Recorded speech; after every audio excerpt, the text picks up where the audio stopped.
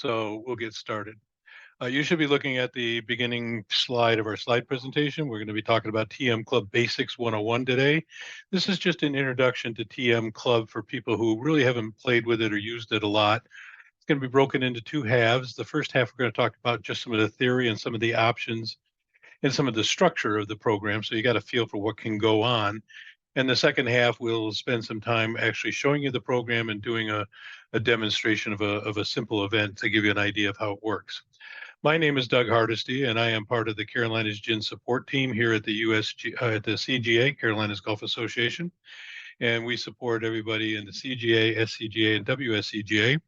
I work with Kevin Harris, who is the director of this department, and Jim Douglas, who you probably may have heard from recently, who is the director of handicapping, since we're starting with brand new 2024 World of WHS handicapping rules this year. So a lot of clubs are having to pass seminars in order to get up to speed with on new handicapping rules. But today we're going to be talking about TM. So first up, what is TM Club? Basically, it's a software program, of course. It's a tournament-based software program that gives you all the tools you need in order to try to develop and run a tournament from start to scratch. It is a cloud-based program. So what does that mean? Well, that means the program itself lives on the internet, and you log in with a login email and a password to get to it. Now, the good news is that this means that the software is always up to date. There are no updates for you to worry about. Everybody uses the same software and the same platform on the same server across the country, actually in this case across the world, and you just log in to use the current version of it. And you're going to log into specifically your club when you do so. So you'll see your club activity, your club events, but you won't see anybody else's events. Now, there is sort of bad news when it comes to cloud-based software, and that means if you do not have access to the internet, you do not have access, excuse me, you do not have access to your you do not have access to your program. Okay, the program is out on the internet.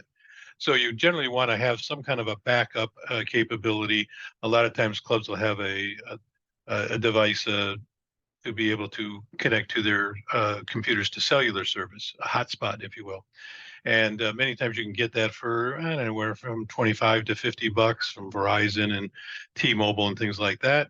And maybe a $10 to $15 a month service that you would be able to take the hotspot out of the desk, flip it on, turn it on, connect to the cellular service if your broadband was down, and then connect your computers to the hotspot. And generally, like the Verizon one, 5 computers can hook up to it. So if you were down with your broadband, you'd be able to hook up and run your pro shop inside of 5 minutes if you pulled out the hotspot. It doesn't give you a backup to get back working.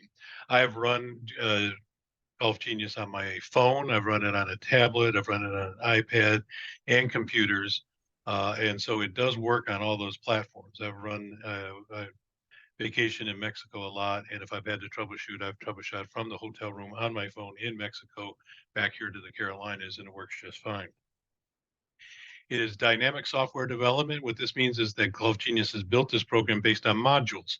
So when something goes wrong or they want to improve something, they can just work on that module or plug in that module one way or the other in order to try to fix that part without having to disrupt the entire program or having to recompile the whole program. So this makes the program pretty versatile, pretty up to date. About If you're a user of the program, about every 5 to 6 weeks, you're going to get an email from Golf Genius, and they're going to tell you the main improvements they've made in the meantime. They do this 5 or 6 times a year, and you're going to see 3 or 4 main improvements and then a list of what they call enhancements, a lot of usability enhancements where they've changed a word, they've changed a punctuation, they've changed a checkbox, a lot of things. They probably fix and change 20 to 25 things every 5 to 6 weeks. So you want to keep up with that when you see these emails come into you. Hang on just a second, but no audio for the meeting. Everybody's hearing me, I take it? Do I get some shaking heads, or somebody can say, yes, I've got a couple people that can't hear, and not sure what their setup is. Yep, hear you loud and clear. Sounds good. Okay, great. Thanks. Thanks, Chris. So for those folks that aren't able to do it, Oh, Paul's got it. Good. All right. So we're all set. It is also browser independent. If we go back to the program, browser independent, this means you can use it on a Macintosh. You can use it with their browser. You can use it with Chrome. You can use it with Firefox. You can use it with Edge. However, I will tell you up front that you're best if you use it with Google Chrome. It just seems to be the browser that works the best with it. So if you don't have Chrome, I would highly suggest you install it on your computer and use it when you're using Golf Genius. It has dynamic capacity. This means that no matter how many users are online, they can scale up and they can scale down in terms of the pipe to be able to service everybody in the same amount of time. So if you are having slowness or difficulty with Golf Genius, most of the time, I can't say it's all the time, but most of the time, it's going to be your internet connection and not the program that is slowed down. Uh, Golf Genius has probably already only been down I would say in the last 2 to 3 years, maybe 4 times, maybe five.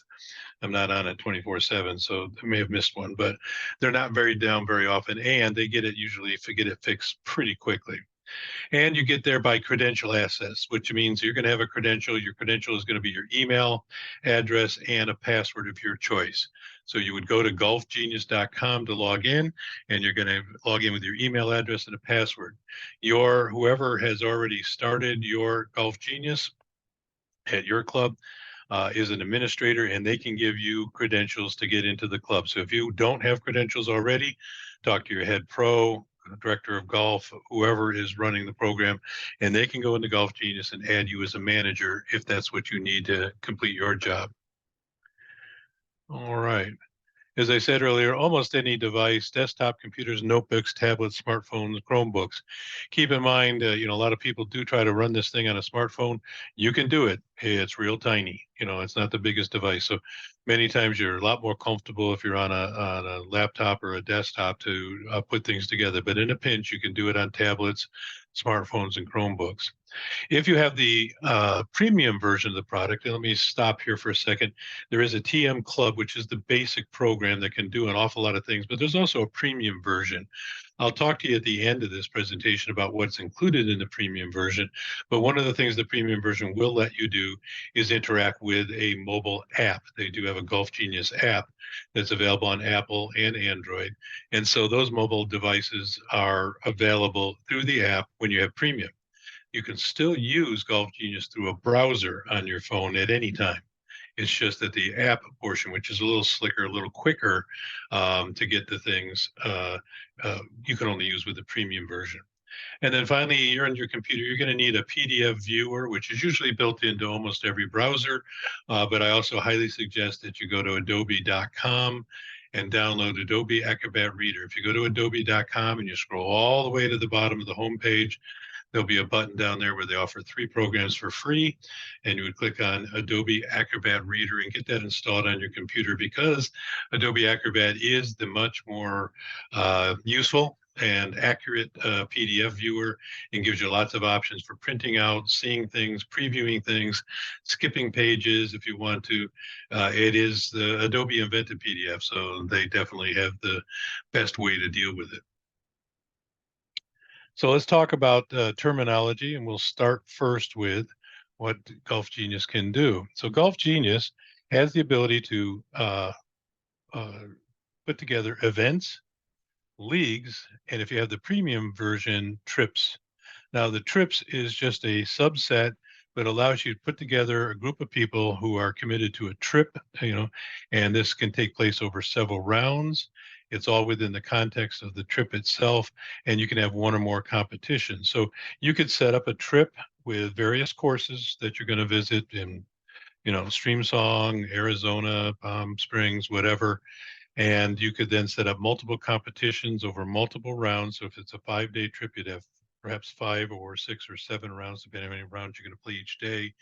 You can have competitions in each one of those rounds. You can also have competitions that would span the entire trip, so that at the end of the trip, you would know who had the low gross for the entire trip, or had the most number of skins, or had the most number of birdies, or any one of literally almost hundreds of different games you can play.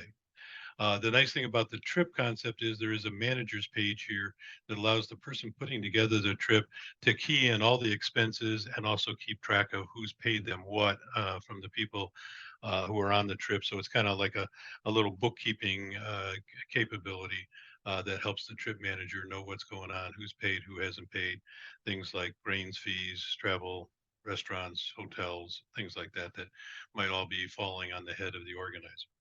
For our purposes today, we're going to talk primarily about events, but I also want to make sure you're aware that league setup is available. Events are one or more rounds over one or more days with one or more competitions. So what do I mean by that? Let's say you're going to where we are today, sometime in March, you're going to have your opening day for your leagues or for your just your general membership. So you're going to create an event, call it opening day.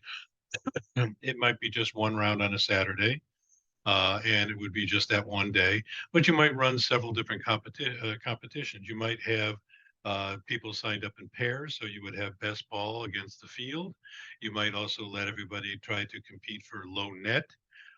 You might want to run gross skins or net skins. All of these games or competitions can be run at the same time in the same event with Golf Genius, and after the scores are keyed in, you're able to have leaderboards that'll show you the results of all those games. So you just have to key in one set of gross scores for each player, and just like that, you could have the results of 5 different games in your leaderboards right away. Not hard to set up the games. There, you'll get used to that after a while. How to set up a skins game, how to set up a best ball. You can really get pretty, as I said earlier, you can get pretty diverse as to what you want to do. Now, a league, on the other hand, is a league setup is going to run over several rounds over several weeks or months and can still have one or more competitions going on in any given week. The beauty of why they set up a league, the league setup in Golf Genius allows you, the manager of that league, to be able to actually run an invite system so that once you've committed, let's say 70 people to the league, they are league members, then each week, if you wanted to, you can manually or you can pre-schedule that the software will send every member of the league an email asking them whether or not they want to sign up for next week or do they want to sign up for tomorrow. It's totally up to you how soon you want to send those invites and how often you want to send them. But it does give the ability for the member to get this email. Very simple. You don't have to type it out. You can add extra stuff if you want, customize it. But the very basic invite goes out, says the name of the round, the name of the date, and has 2 links at the bottom. One, I want to play. Two, I don't want to play. All the member has to do is click on I want to play. And just like that, they're in the event. They're going to be on the roster for that event. They're going to be in the league for that. I'm sorry, they're going to be in that round that they just said yes for. Now, you don't get to ask any questions. You can't ask them what tee they're going to play. Do they want lunch? Who do they want their partner to be? You're a little bit limited into what you're going to ask, but at least this has a very versatile invitation system that either runs by email or runs on what's called a portal. All of your members can have access to a portal and they can sign up for things on the portal as well within the league structure. I do an entire whole seminar on leagues. It's coming up, I think, next week where we talk about how to set up the league and all the little options and nuances. Leagues have been extremely popular since we've introduced Golf Genius. I don't know hardly one club that doesn't run 2 or 3 leagues. And if they don't run them, then their members run them. We have several clubs where the members 100% run the leagues with Golf Genius. They've been given rights to their league. The club set up the league and then they've assigned managers for that league and they run their own league. They print out scorecards, they do leaderboards, they do everything for the league week after week after week. And they've been doing it for years now. And they really enjoy it. And in fact, one club, Linville Land Harbor up in the mountains of North Carolina, they even have passed on knowledge from one league manager to the next. They do 2-year terms, and at the end of 2 years, they're responsible for teaching the next manager what to do. We help them a lot at the beginning, but after they've done it, when you think about it, a league is going to run every single week. After 2 or 3 months, they've done this 15 times. They're pretty much got it down and they don't need much help anymore because they're doing the same thing over and over and over again, just with different games and different people each week, whoever can sign up and play. So a lot of versatility. An event is a one-off event that can still run over numerous days. Don't get me wrong. If you have an event that's, let's say, your club championship in the fall, you can set that up to be 3 days: Friday, Saturday, Sunday, and you can set up your games so that the same game is played Friday, Saturday, Sunday, and the results are added together each day. Saturday is added to Friday, Sunday is added to the Friday and Saturday, and on Sunday you get a leaderboard that is the total roll up of all three rounds. So again, think about how you run an event, and pretty much I'm going to tell you, Golf Genius will run it very similar to how you run any event at your club. So also, in addition to this, you are going to deal with an event. We create an event, contains one or more rounds, contains one or more tournaments. Now I'll stop here. When I say tournaments, tournament is in the Golf Genius world is a game. Okay. It's a competition, a game, or a tournament. Those are all synonymous. So I have events that I might be running multiple games. So what I said before, you could have one event that would run best ball, low net, and gross skins. That would be 3 tournaments within one event. You have rounds. Golf Genius can handle 9-hole rounds or 18-hole rounds.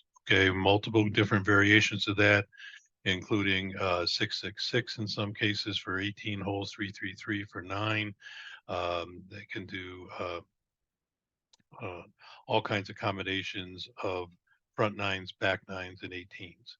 And then, as we said before, tournament is a game or competition. This competition can take place within a single round, or they do have what's called multi-round tournaments, which will have competition that spans multiple rounds. So again, pretty versatile, gives you lots of options. Let's look at a real world example here. Let's say we're going to be dealing with a member guest. That member guest is going to have a practice round Friday morning, is going to have the first of their 5-round, 9-hole match rounds on Friday afternoon, 2 rounds of that 5-round match on Saturday, and 2 more on Sunday. So if I look at it, the round robin matches are scheduled for Friday PM, Saturday, and Sunday. And then I've left it off of here because I just altered this slide. On Friday AM, we could have a tournament here that would normally show up in my slide, which would be, let's say, best ball. You're just going to play best ball for whoever shows up for the practice round. And maybe you're going to do a net skins game. So you could have 2 games in the morning for anybody who's out there with practice. You're going to have your first 9-hole match Friday afternoon after lunch. On Saturday, you're going to have 2 more rounds of round robin matching on Saturday and 2 more on Sunday.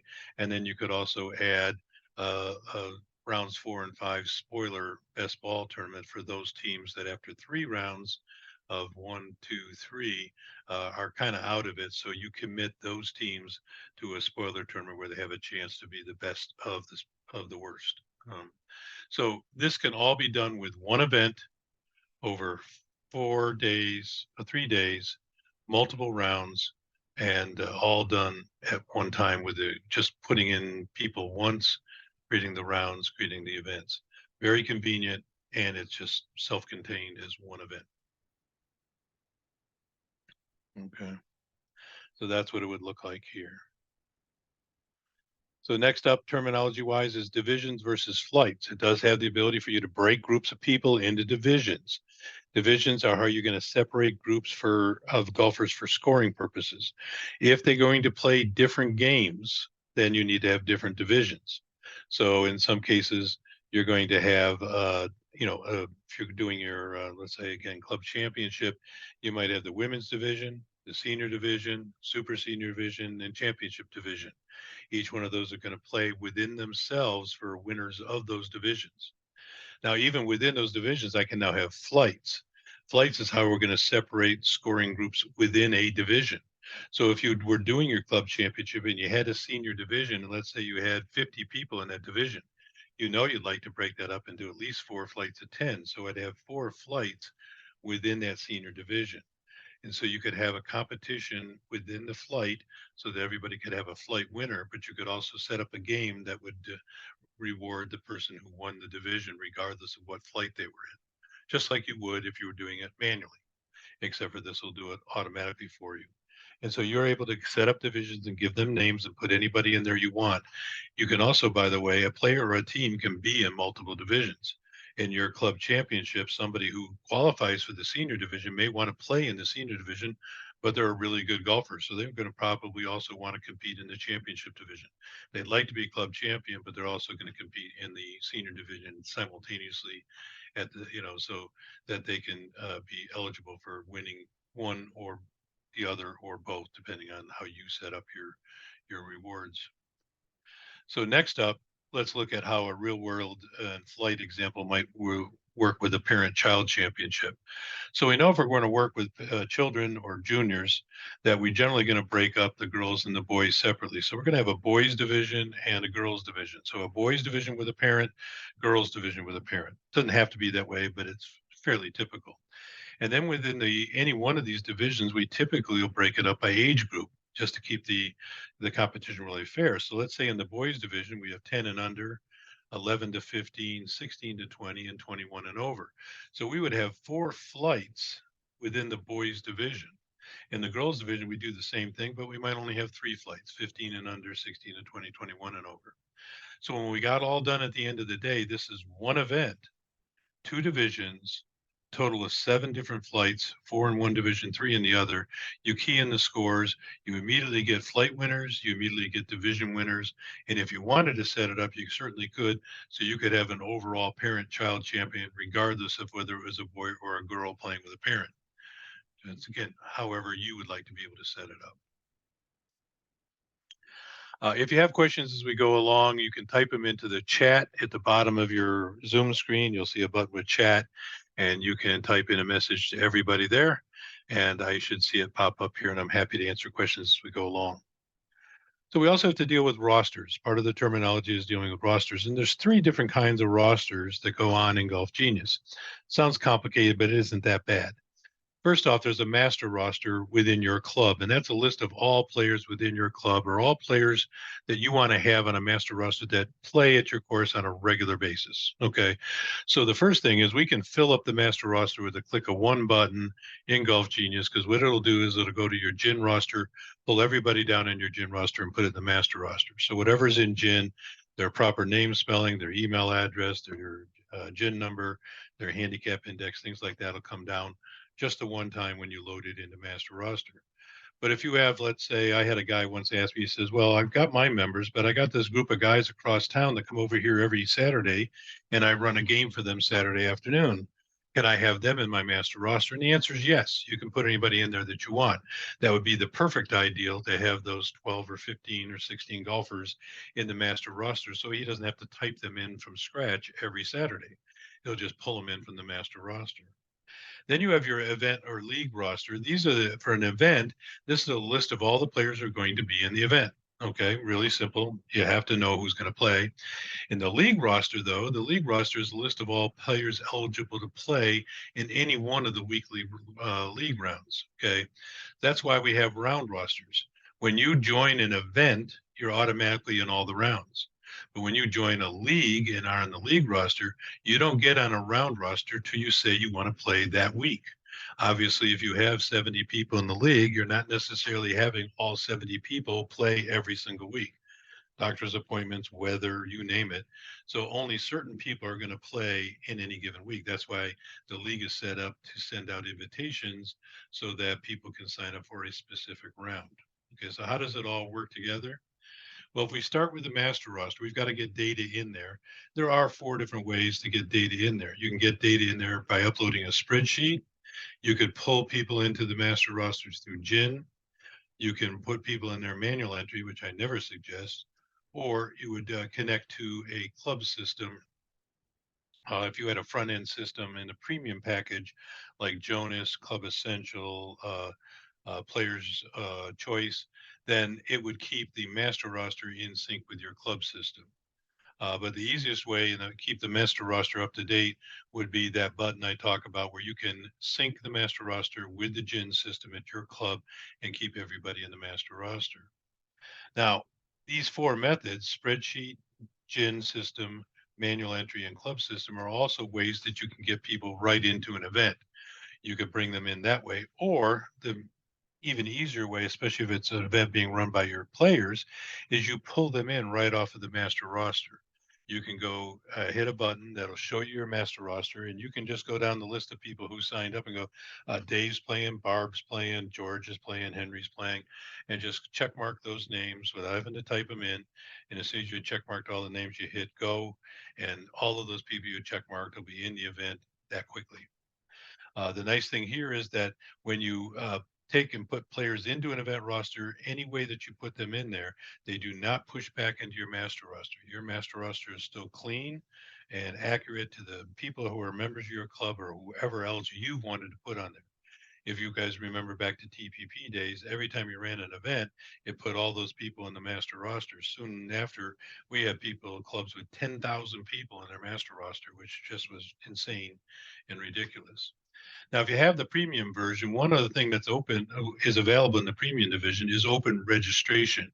It's an option that's only available for premium, but it allows you to send out email invitations or send people URLs to go to a registration page, and then they would register specifically for this event. The open registration not only captures who signed up, but then this is where you can ask questions. You can do a member guest open registration for a member. They sign on, they're going to play. They can tell you the name, first and last name of their guest. They can tell you the guest GIN number if you ask it, their address, their home club. You can ask them if they're going to attend the Friday stag. Are they going to be there for Saturday? Are the wives attending? Are the wives going to participate in the spouse event? What do you want to eat? Chicken, fish, or beef? What's your shoe size? What's your shirt size? Are you left-handed, right-handed? Because we're going to provide putters this year, or shirts, or shoes. You can ask all those questions at open registration and capture all that data at once. Finally, once you're in the event roster, then you would feed, everybody would go to the round roster. And so the round roster, as I said, when you're in an event, everybody goes into every round. They're just assuming if you join the event, you're going to play every round.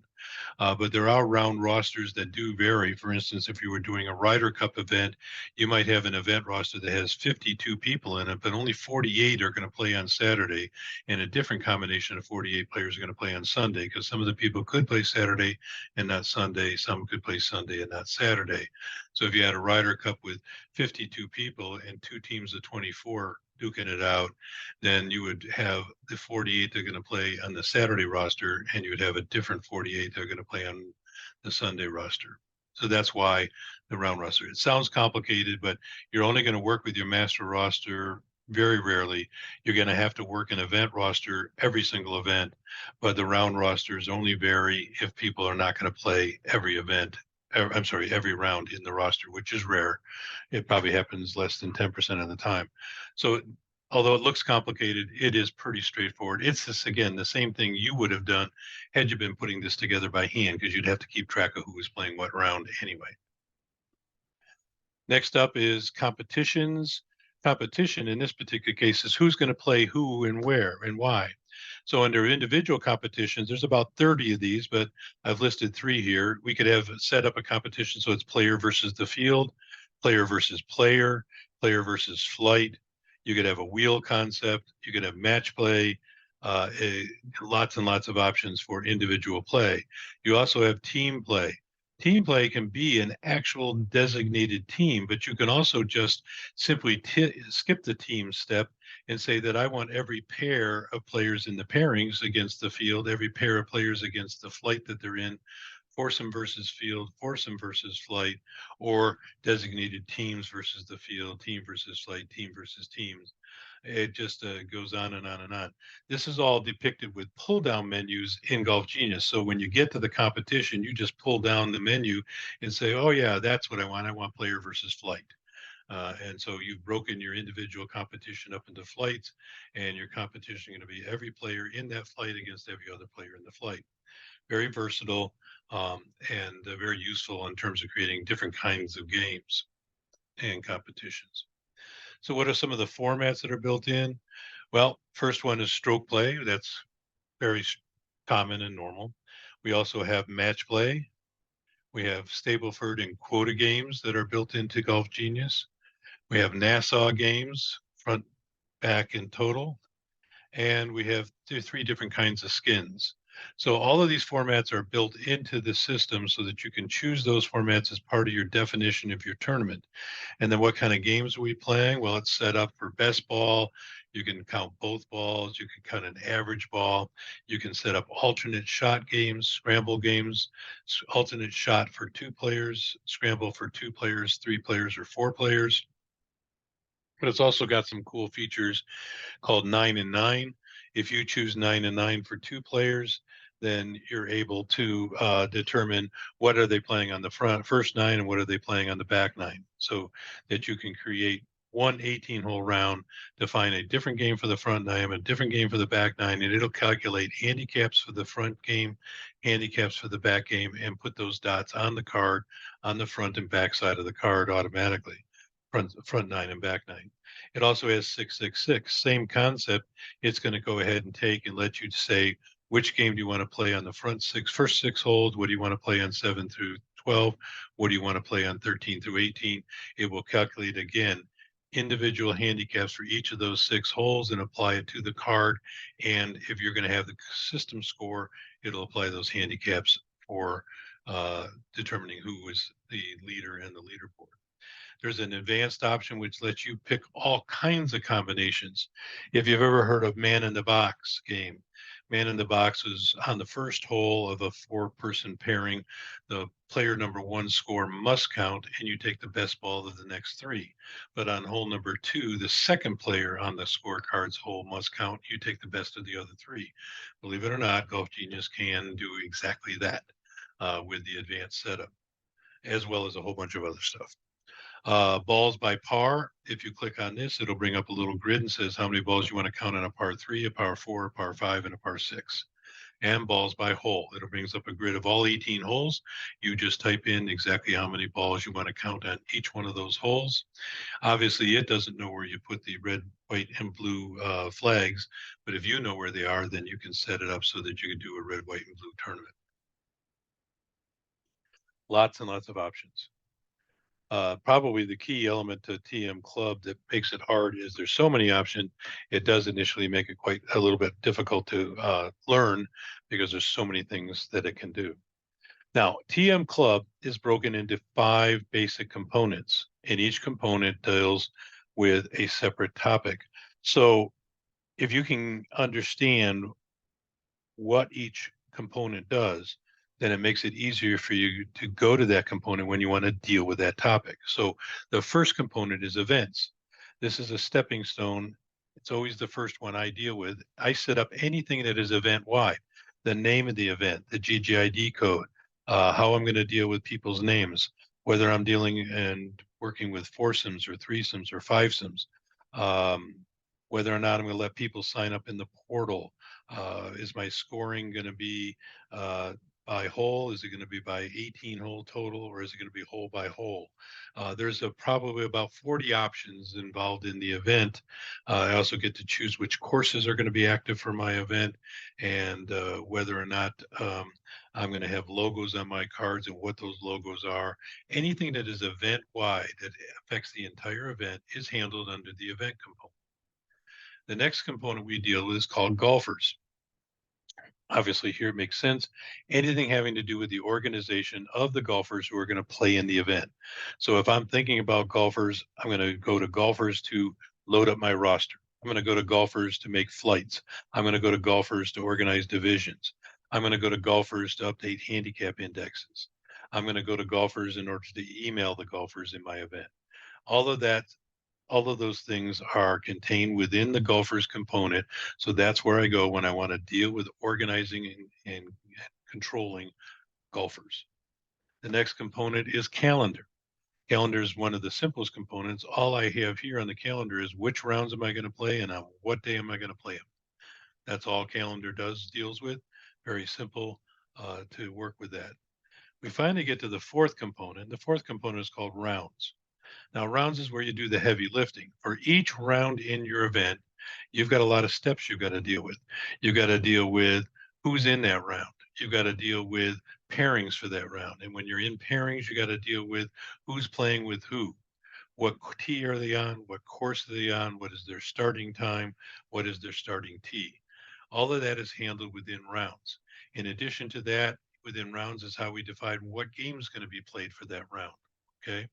Once you've got the game defined and you've got the people organized into pairings, then you've got to send them out on the course. And when they get back in, you can score and you can have a leaderboard. You also can do paperwork for your rounds. You've got scorecards, you've got scoreboards, you've got cart signs, you've got T-sheets, you've got alpha lists. All those things are available for you to print out, either generic standard reports, or you can have as many custom reports as you want within rounds. Again, the heavy lifting. Once again, you're doing in rounds everything you would have done by hand manually if you were doing a tournament from scratch. So typically you'd be done at that point. You've organized everybody, you've paired them up, you've put out scorecards and card signs, you put them on the course, you've put their scores in, you've got your leaderboard. Excuse me, you know who your winners are. Why is there a fifth component? And the fifth component in Golf Genius is called apps. Apps is a convenient way for you to share information with your members, because for every single event we create down here, Golf Genius automatically creates a web page within the app side that you can send members to. It's a URL or what's called a GGID code. Either way, you can get people to this app. And in the apps, you have 5 things that you can do there. You have a welcome page you can fill out on your own, put in a little text, whatever you want to call it, the rules for the day, welcoming people, uh, announcements, be sure after the round to stop into the buffet as we tally up scores, whatever you want to put on that page. It's a blank sheet for you to type in there. You can put words on there, you can put colors on there, you can put shapes, and you can put pictures on that page. The second component under apps is T-sheets. On the T-sheet, you can make a list of the players that have signed up, as well as once you've got your pairings done, you can push the pairings to the T-sheet page so that people can go to the app and see who they're playing with. If you're doing this in advance, many times you're trying to put the pairings together the day before the event. So if you push those pairings to the app, people at home can go to the portal for that if you've shared with them the code to get there or the URL to get there, and they can see who they're going to be playing with the next day. They could wake up at 2 in the morning and go, I wonder what my tee time is. I wonder who I'm playing with. They could go to the portal and see the tee sheet and know who they're playing with. The third component is results. If you let Golf Genius do the scoring for you, or you put the scores in so it figures out the leaderboards, you can push those leaderboards with a push of one button. You can push those leaderboards to the app so that people can see results on the portal. This is useful for people that can't stick around to see whether they won anything. If you push the results to the portal, I had to go home because the babysitter's leaving, or I got to walk my dog, or I just can't stay late tonight. Later on tonight, 7 o'clock, I can go to the portal. And, hey, look at that! Martine won second place. We got $15 a piece. So that information can all be in the portal. Obviously, you can also email it to them, to everybody in the group, but you can also push it to the portal. The fourth option is what's called analytics. If you've scored hole by hole, then all the analytics for players can be available. You don't have to do that, but so it tells me, and I'll show you that in the app or in our demo. Shows me who made birdies, who made eagles, tells me individual stats for me, how I compared to the course, how I compared to other people. It's really there for the stats nerds, but many people do eat that up. And then finally, the fifth component is called social. And if you were so inclined, you could upload easily photographs to the portal, and people can see photos from the day. It's not something you would do on a regular basis, but if you had let's say a 1-day member guest and you wanted to make it special, you were taking pictures of the teams on the first hole, you were taking randoms or custom shots during the course of the day, you could load those up, and then somebody could go look at that portal after the event's over and kind of reminisce with pictures and photos of the day. A nice little touch for guests or members to share with their guests for a 1-day member guest or your main member guest in the spring and fall. So those are the 5 components. They're available for every single round. I'm sorry, for every single event, and we deal with what is contained in there. If we look at some of those round options I talked about, we have pre-play round features that have to take place and post-play. So the pre-play, we go down through, we manage the roster, who's in, who's out for that round. We manage the pairings, pairing people up into foursomes, threesomes, pairs, whatever we need to do, assign tees, assign courses, assign starting times, starting holes. We create the games that they're going to play for the day. We create scorecards and use the print center for it's actually called report center, but the report center for all kinds of other paperwork if you need it, if you want it. You have also analytic tools for you to use as a manager. You have handicap analysis. Handicap analysis is a tool you can go there, and Golf Genius will tell you exactly how it calculated the playing handicap for every player in the field, for every team in the field. So you don't have to guess whether it's doing it right or wrong. I get phone calls all the time. Go, I printed out the scorecards and the handicaps are wrong. Okay, I understand that. Let's go to the handicap analysis because that'll tell us what it really did. 9 times out of 10, maybe 99 times out of 100, the error is not Golf Genius's error. The error is you had something wrong in the setup. All we got to do is go back and fix the setup. Maybe you typed in 90% and you meant to do 85. Maybe you've put them on the wrong tee, and that way they have the wrong handicap. Maybe you forgot to update their handicap indexes before you printed the scorecards. There's lots of reasons why the scorecard could be off, but handicap analysis is a great way to go there. It again will show you every game and every person or team in that game and how it calculated the handicaps. You can run a round auditing tool. If you run the pre-round audit, then it runs through and it'll come back with warnings. It'll tell you whether you have a mismatch in your divisions or you have a mismatch in your flights, whether you have somebody in your event who is not in a flight and yet you're running a flighted competition. It'll give you a warning and let you know that that's a problem. And then if it's a complicated event, you can also go in and put in test scores or what I call fake scores and then run a fake leaderboard. I do this, I put in fake scores and fake leaderboard for every event I ever create. Why? Because it's the last best way to know I'm getting out of the system what I thought I put into the system. And the way that I describe this is I can put fake scores in and test my leaderboard in 5 to 10 minutes. So if I'm doing that on a Thursday afternoon or a Friday afternoon, that's going to save me a couple of hours of troubleshooting on Saturday when the leaderboard's not coming out right and everybody's hanging on my neck trying to figure out who won or who didn't win that day. If I do all that testing early on, I save those headaches on game day. And it is very simple to do and it is worth doing, especially as you're learning the program, because then you'll find your own mistakes. When you're done with play and everybody's back in off the course, then we have scoring where you key in the scores for the day. You produce the leaderboards. The leaderboards can be projected on a TV display in the lounge, in the bar, in the locker room, wherever you might have a TV that can do it. That is an option. It's part of the TM Club.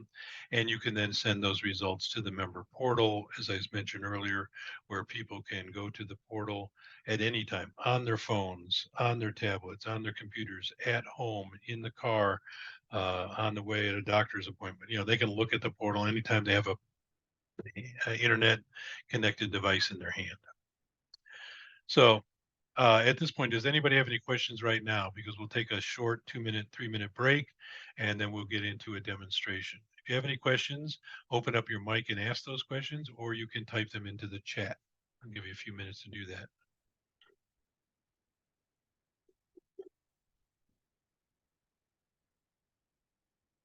Okay, while I'm getting set up for the demo, let's take a 2 or 3 minute break.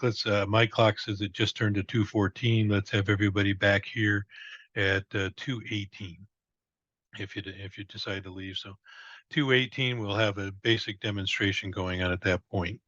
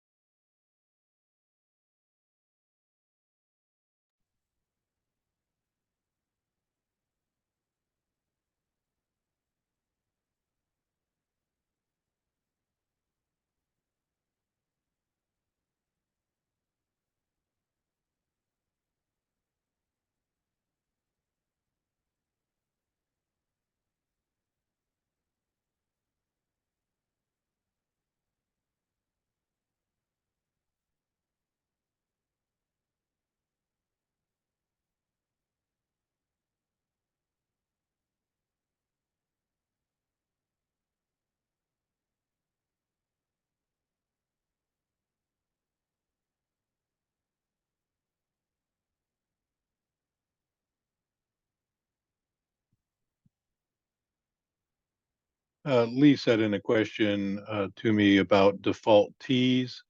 It's going to be hard to troubleshoot exactly what we would do in your case, Lee. Lee wants, he's got most of his players playing green tees, but he has a handful of players that play white or red every week. As long as those players play white or red every week and don't change their mind every week, then you should be able to set up. There's two different ways for you to do it, especially if you, depending on how you're doing it. If it's in a league, you can have default tees set up um, in your master roster. And then when you choose the course, it'll automatically put them on those those default tees.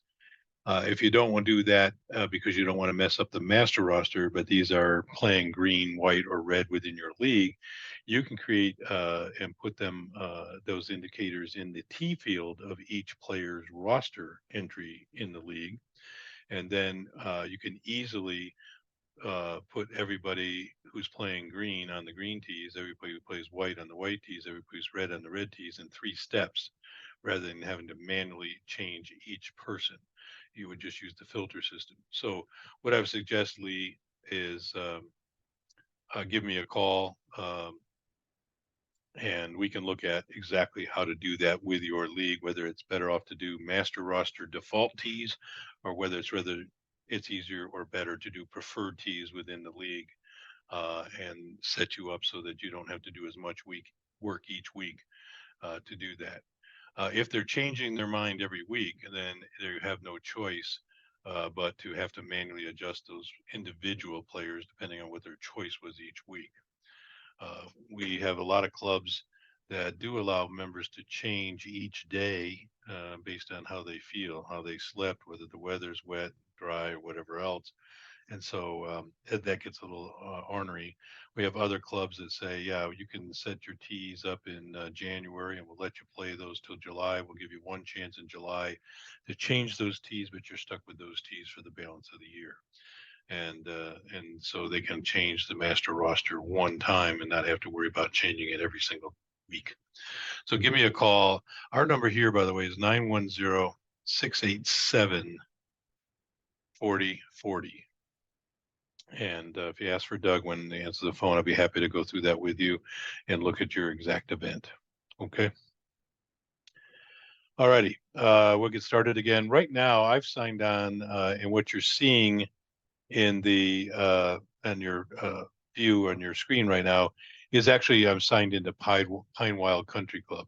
Okay, so you can see up here in the upper left-hand corner, they're a premium product, but I just wanted to show you what their customer center looks like, and then I'll go to my demo in our CGA event. So this is what the customer center is. This is what you're going to see the first time you log into your club. And you have some major categories up top here: events, leagues, and trips, master roster, customer settings, directories, and registration. There's all kinds of tutorials built into the help button in Golf Genius, which is down here in the bottom right. You can see the orange help button that'll explain to you what is in all of these things. But I did want to show you the master roster, and let me make this a little bit bigger. Whoops, wrong one. Let me make this a little bit bigger for everybody.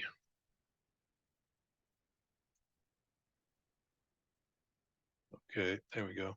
So for the master roster, you have options like you can look at who's in the master roster. You can refresh the master roster anytime you want from Gin. You can upload the master roster from a spreadsheet. You can also download the master roster to a spreadsheet if you want to get all the names out of the master roster. Here's where we manage the player default tees within the master roster. You can manage emails. You could send emails to anybody in the master roster you want. You can send them to everybody in the master roster, or you can turn around and just send it to just the women, just the men, any filter you want within the master roster. You can manage, if you have a premium product, you have text messaging available to you, you have marketing campaigns available to you, and you have the roster activity log. So ignore these last three because those are premium features, but you can manipulate and control and see things having to do with your master roster from the customer center, which again is the first page you see when you log in. There's also customer settings here. These are settings that affect the entire organization at this level. So we have the ability to see who our managers. So if I click on here, we'll see who the managers are for Pine Wild. A variety of different names, what their email address is, who are admins, who are communications officers, and if you're an admin, the ability to remove people who may have left your employ. It does give you the ability with a button up here in the upper left to add new managers. So if I click on here, I can put in the first name of the person I want, the last name of the person I want, and their email address. So I can add, if you have the manager rights, you can add as many other managers as you want. And once you do that, they'll get an invite. You click this orange button to invite them. They'll get an email invite to their inbox. That'll ask them to click on a link where they can choose their own password. And once they've done that and agree to the terms and conditions of Golf Genius program, then they also become a manager of the program and they can log in and start events, run events, do everything that you can as a manager. Under customer settings, we also have default settings that you can set up. So every time you create an event, it automatically has these default settings. You can deal with your course details. If I click on course details, this is going to bring up the courses that are available for, in this case, Pine Wild to use. They've got their Holly course and their Magnolia course. They are WHS compliant courses at this point, so that means they're connected to the USGA database system. But they've also created some custom courses in the past that they've used for other types of events. They're not WHS compliant, but it does allow them to run customized events with customized courses. We just won't let people, and we don't want people to be able to post from these oddball courses. We only want people to post when they played on the Holly or the Magnolia. With the new change in the WHS system, the World Handicapping System, their Azalea course is soon going to be eligible to be posted and have handicaps as well, because their Azalea course is now going to fall. Their 9-hole Azalea course is now going to be available because that course is long enough to be rated for 1,500 yards. So they can now have that rated, which will take place sometime this year. We also have custom fields. Someone was asking me about custom fields in the master roster can be renamed or fields added. Yes, fields can be added. There are some standard fields provided by Golf Genius that cannot be renamed. So you'd have to create your own field. But for instance, if I were to try to edit gender, I believe they're going to tell me that the gender is grayed out. That is a customs system field that is there all the time. So I can't change the name of that particular field. But if I went back here and looked at other fields that that Pine Wild has created, they have one that's called, see, they don't have that many here. Looks like they have member type. So if they were to edit that, this gives them the ability to set in their master roster what their member type is, and they've listed it as they can only have 4 possible choices: full member, club member, leisure member, or staff member, so that they can limit the custom field to just those 4 answers.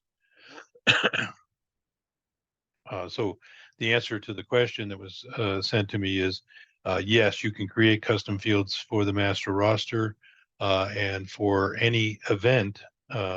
And you can create new ones and you can edit some of your old ones, but you can't edit any what Golf Genius will call system settings, system fields. We can deal with logos, banners, and backgrounds. If I go here in logos, banners, and backgrounds, then I have the ability to upload different logos. You can see some of the logos that Pine Wild has uploaded, plus logos they've used for certain events over the course of the last few years. I can also create banners. Now, banners are what shows up at the top of your portal, as well as the top of any email you send. So they've created numerous ones in the past. You can just see tons and tons of banners that they've created over the years. They have 12 pages of banners that they've created for different varying events. It's one way to make a banner that is customized for whatever event you might be running. Again, that shows up at the top of the portal page for that event and comes at the top of the email. When I sent you the email information yesterday afternoon as to how to sign on, that email came with a banner. That banner was preset in my banners page. And then background images, you can preload some customized background images. These will show up on the background of the banner. You can use them on scorecards. You can use them on cart signs. You can use them on reports. And the background of your TV display. So any of these pictures that you want to have available, you could upload them one time, or you can put them in your backgrounds portfolio so that they're available to anybody using the system. So you can see that they have some of their signature beauty shots, Azalea number 5, Azalea number 5B. If I went back to the random page 4, they've got, the Azalea number 1T, a no name that I don't really recognize that hole, but there's different shots that they've put in here that they use from time to time. You can also delete them at any time, and you can make them be your default background image. So that is part of customer settings. And then if you have email configurations, these are preset configurations that automatically take place when you send certain kinds of emails. This is a little more advanced, but you have the ability to use the preset configuration, or you can go into this email configuration and change the preset emails to say whatever you want them to say. You can do that on a club-wide basis, or you will have email configuration options within each event so that you could customize the emails within an event and not affect the default email configurations for the entire club. So lots and lots of information here. It is something you would want to read up on and know that you can make changes. Obviously, we're able to answer some of those as well. I'm going to switch back now to my demo. As soon as I get back there, I'll be right there in 2 seconds. So I've created an event for us today called Basics Training Event. And once I get it started, I'll share it with you. Here we go. And share the screen. There we go. So this is actually in the event that we created. I'm going to zoom back out a little bit here to show you what it looks like balanced, and I can zoom in again for certain discussions. So what you're looking at here is what you would see if you first entered an event. I'm on what's called the dashboard here. It is a shortcut to certain spots, players and registration information, event overview information, the communication center, multi-round tournaments if you set up any of that, divisions, flights, and teams, and portal information. However, I don't want you to get too hung up on the dashboard just yet, because you kind of have to know what's there first before you can actually make use of the dashboard in the long run. So what I like to do is focus your attention on these 5 components that we talked about in my talk earlier at the top. We're going to work our way through this event, talking about the event, then we're going to talk about the golfers, then the calendar, then the rounds, and at the end, we'll show you what the portal looks like for this particular event. All right. This is the best way for you to stay organized, because you can just work your event from left to right.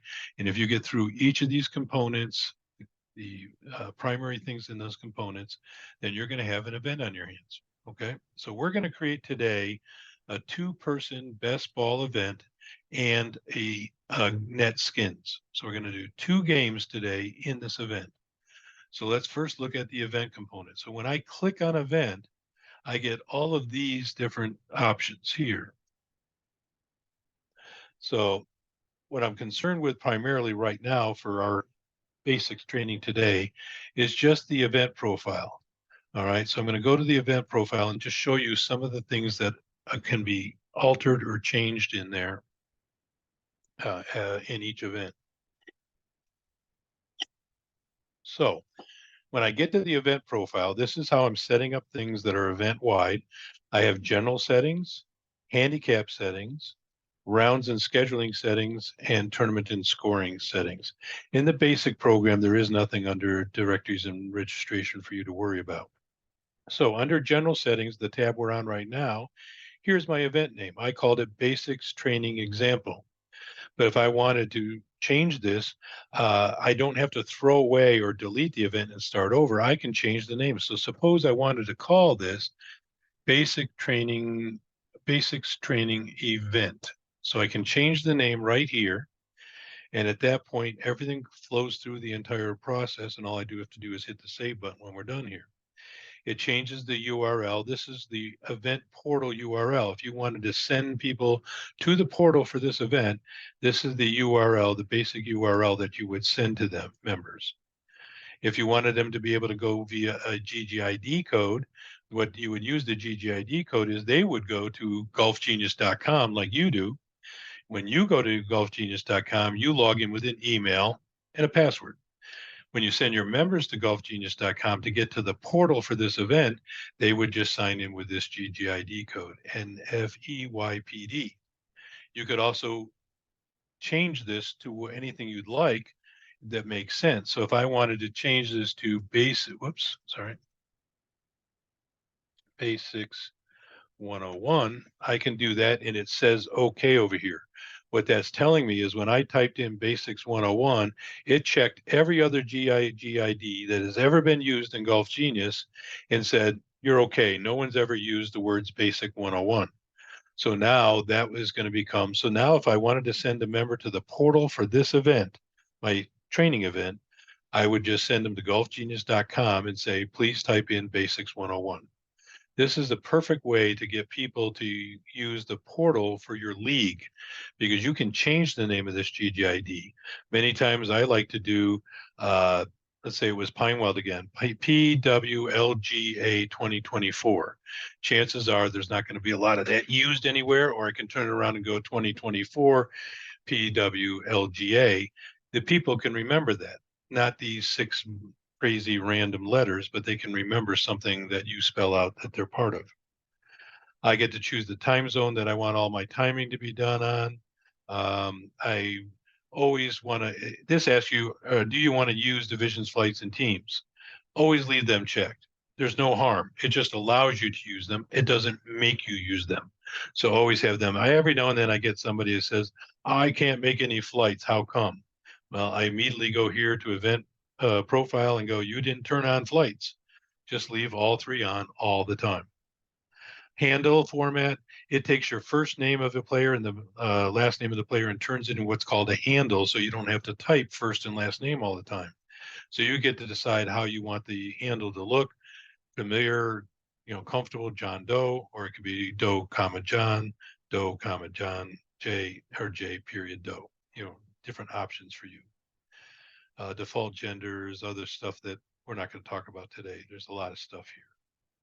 If I go to handicap settings, we're using the World Handicap System. That's a default. If you are using tees with different pars, then there has to be an adjustment made in the handicap for those pars. And let me just turn off my ringer here. So the only time you have to make an adjustment to handicaps in the new World Handicap System is if you are playing on tees that have different pars. Otherwise, the playing handicap is accurate. And so this was automatically set up to calculate coursing handicap and apply a relative par difference if there is different pars. And typically it is set up for adjust fewest players. Okay, and most of your things. So if you had 2 players playing the yellow tees with a par 68, but everybody else was on the tees for a par 70, it would only adjust the 2 yellow players automatically for you. That would keep the playing handicaps fair amongst all the people according to the rules of handicapping. So that's usually the default. Handicap service is GHIN, and if you wanted to fetch handicaps, you're going to fetch the current handicap, but it is going to give you the ability to fetch back any handicap index you want from any date you want, low index, average index, the index from November 2nd, if that's what you wanted to do.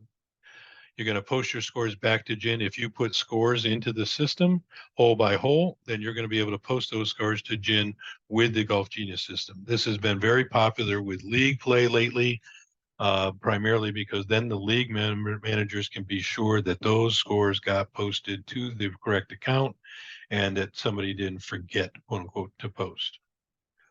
Under rounds and scheduling, This is where in an event, everybody who signs up for the event is automatically set up to attend every round. If this were in a league instead of an event, this word up here would say league, and it would automatically be set up to be not attending. That means we put names of people in the league, but they don't go to a round till you, the manager, put them in a round or they accept an invitation. You can set up your pairing size, foursomes. You can see twosomes, threesomes, foursomes, fivesomes, sixsomes. Keep in mind, if you select foursomes, you can pair up ones, twos, threes, and fours, but you cannot put fives in. If you wanted fivesomes, then if you choose fivesomes, you could put together ones, twos, threes, fours, and fives. Okay. Little things that a lot of us don't use: bib colors on which bib color is going to go on which person in the scorecard, optimization for pairings. I'll let you read about all of that stuff on your own. It's too much to go into today. Tournaments and scoring, leaderboards. What we want to do is here, the leaderboards here automatically add city and state information. I can turn that off for this event so that I'm not adding any additional information, but any information you have in the player fields. So I can go back here and add their affiliation. For juniors, a lot of time we like to put in their age. We also like to put in their graduation date. Is really important for us, high school graduation, juniors only. So we can add any information we want to the leaderboard. Be careful because it really makes a mess of a leaderboard if you add too much information. So we're going to take all of this off for today, and we're not going to add any information for our leaderboard. We can overwrite the columns. I'm not going to do that today either, but I can rechange the name of columns to say exactly what you want to say on those columns.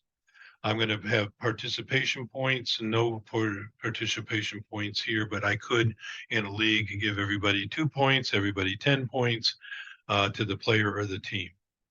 Person points, they're asking here, do you want a player acting as a blind to share in the person points just like any other actual player? Yes or no?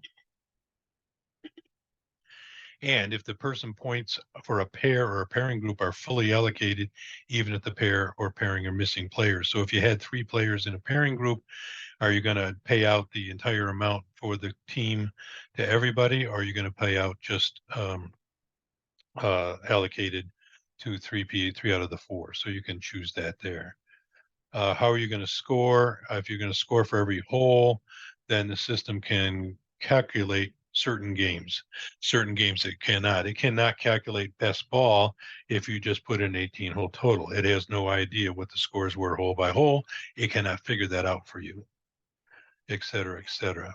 There's lots of options here under score tournaments and scoring. So as you can see, we can make changes to things affecting the entire event. All of that is done under the event option once this is saved. If I go back to the event menu, these are the menu options. Course details, you can choose which course you want to have for this event. You can change the custom fields for this event, different than your major. You have this is a premium product that I'm working with, so I have open registration. We won't talk about that. If I want to know what happened to the roster activity, we are not going to deal with any of these multi-round tools, but you have the ability to create multi-round tournaments. We talked about that. Bracket tournaments are match play tournaments that, you start with 32 players and you work your way down to a winner. 32 players play each other, and then you have 16 winners who play each other and 8 winners, just like the NCAA tournament. We have a round robin schedule built into the system. We have waves that you can play with, and even event standings. Down below, we have logos and banners and backgrounds. We've already talked about that at the club level, but you can have a specific logos, banners, and backgrounds just for this league or just this event. Okay. And while we're here, if this is an event, I have my customer managers. These are our admin managers, but you can also create event managers, people who can sign on just for this event. So if you wanted to give rights to somebody to help you with scoring or something like that and give them an account, you could add them as event managers. This is really popular in the league world. Once you create a league, if your members are going to run the league, You don't want to messing up your entire Golf Genius. That's keys to the kingdom. You would just make them league managers. Now they can set their courses, set their pairings, send out invitations, score it, add players, take players away. They can do everything within their league, but they can't touch the rest of the stuff for your club. All right. So you can assign league managers, and an awful lot of clubs do that. Just give the league managers rights to their league. So that's a quick synopsis of what goes on under event. The next thing we're going to talk about is golfers. Remember, the golfers component is where we manage our golfers. So this is what all the options under golfers look like. We've got a communications center down here where we can manage emails to the golfers. We've got our roster management here where we add and put players in, take players out of the event. We have our division management where we deal with teams and flights and divisions. And we have information over here having to do with leagues, how many times people have played together, all kinds of league reports. Once we get players in here, there'll be one more section, and that will be handicapping. All right. So, how do we get people into the system? Well, we got a lot of different ways of getting people into an event. This option here called import golfers from master roster, GIN, and other is pretty versatile. If I click on that, then what I have is I have the option to bring people in from my master roster, which I will bring up in a second. Here we go. So I can bring in people from the master roster. I can bring in people from my other leagues or other events, or I can bring in people from the GIN system. In your event, in your club, you're also going to have a button here where it says My GIN. So you don't have to look through the entire GIN system. You could look for just people on your GIN system. If I go back to the master roster, I have two choices down below that. I can search for people in the master roster, like all these people that start with have a letter HARD in their name, including if I go a little further, Hardesty.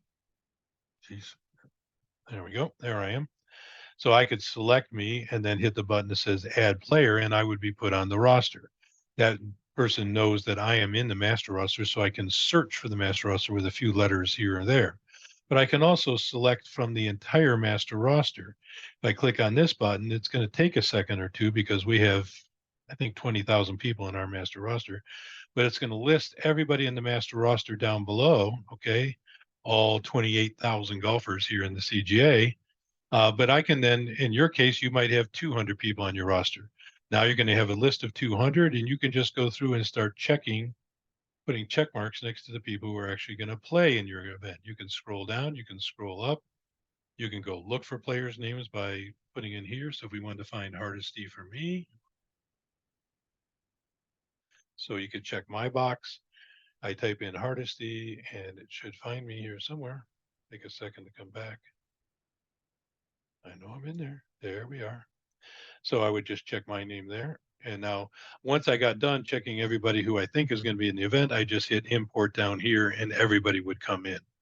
So this is a fairly versatile tool to get people in a variety of different ways, either from your own master roster, from the league, other league or events in your club. If I went to the GIN system, I could go ahead and look up by GIN number if I wanted to, look up by GIN,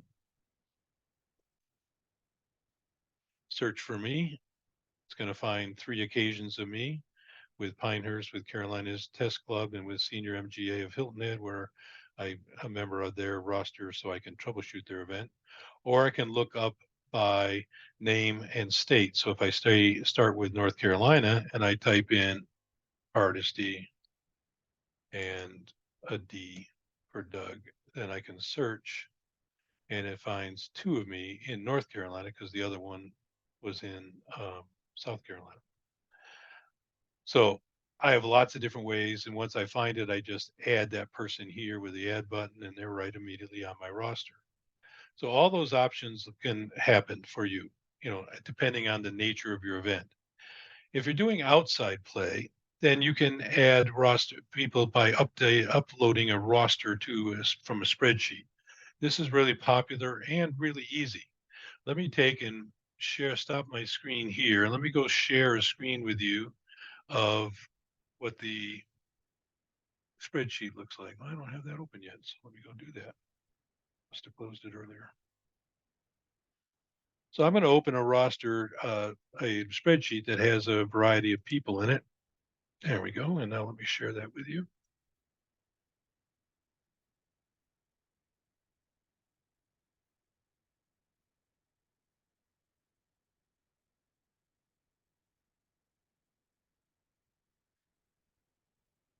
All right, so you should be looking at a spreadsheet. I've got quite a bit of information in this spreadsheet. By taking it around a little bit. Oops.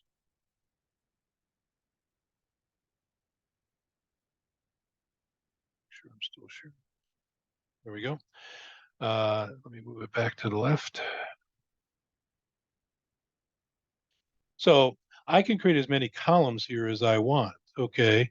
And each column is a data field that corresponds with a custom field or a data field in Golf Genius. So rule number one in a spreadsheet is columns are data fields, one data field per column. Rows are people, are players. We do not put two players on the same row. So when you want to send this to an outside outing, put the information in columns that you want to get from them, and then tell them to fill in their players going down. The first row is the name of the data field.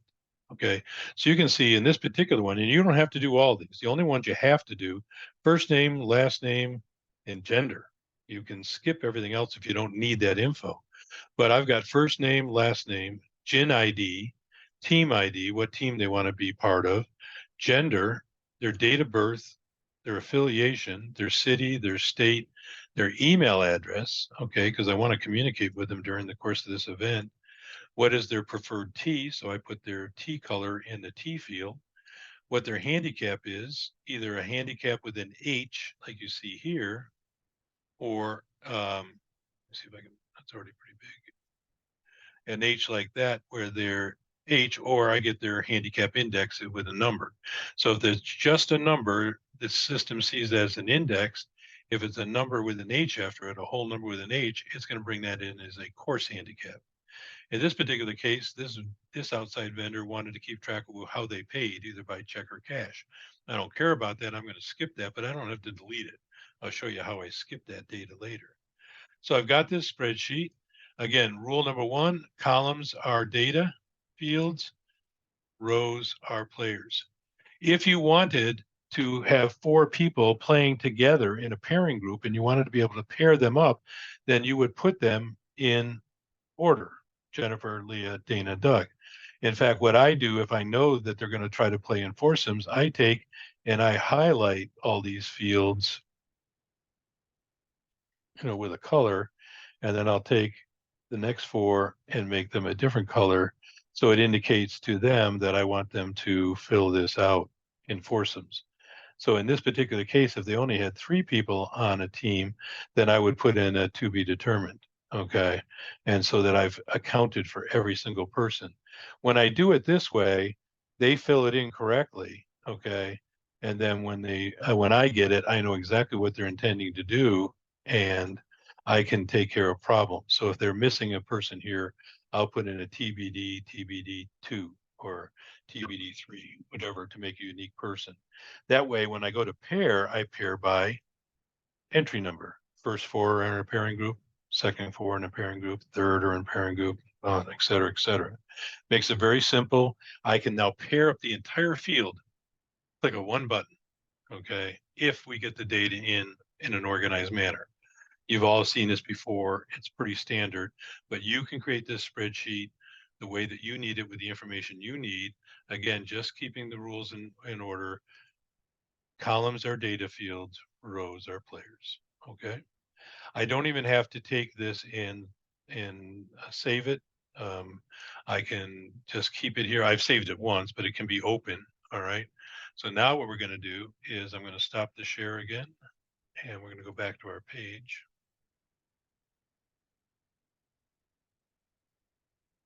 Now we're back in Golf Genius. I'm going to go here and say upload roster from spreadsheet and show you how this works.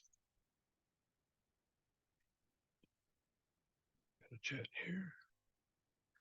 Got a question. I run a points game every week. Not all my players are club members. Not all have gin handicaps. Those without handicaps develop a handicap within our group after playing 3 times. Can the system be used for my weekly event? Yes, it can. There's lots of ways to get the information in there for handicaps. You just saw one that I can specify what their handicap is. They don't have to be club members, but you can have them on your master roster even if they're not your club members. The one thing the system can do and can't do is it's not going to be, it has one way and only one way to alter the handicaps week after week based on the previous week's results. But many of these points games and many of these points games have their own wacky customized way that they adjust handicaps each week. You can still use the system for that, but you're going to have to manually go in and adjust those handicaps for those players that you want to make changes on from the week before. So again, if you want to talk about this in more detail, give me a call and I can walk through your options for you with a points game. But a lot of people do use it for points game. It's not as convenient as some of those customized Ganksum and dogfight type of programs that are out there, but it can be used week after week to pair them up, get scorecards, get scores in the game, and see what their handicaps are and adjust it manually if you need to. All right, so now I've chosen here under golfers to upload the roster to the spreadsheet. When that comes up, I have to verify that I'm authorized to bring these names in. I'm going to then choose the file. In my system, I'm going to choose the file. It is out on my desktop in a folder called Golf Genius, and it is called Golf Gas Demo. So I'm just finding the file on my system, on my computer, and I open it. As soon as I open it, it starts to bring that data in. It's going to analyze the data and come back and ask me some questions.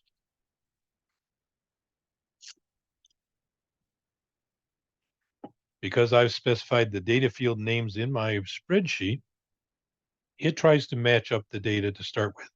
It's already said to me, hey, I got your column called last name. I'm going to put it in my data field called last name. You got GIN ID. I'm putting it in GIN ID. I've got team ID. You're putting in team ID, blah, blah, blah. So it has logically matched up all these fields. Down below, it'll show you all the fields that couldn't match up.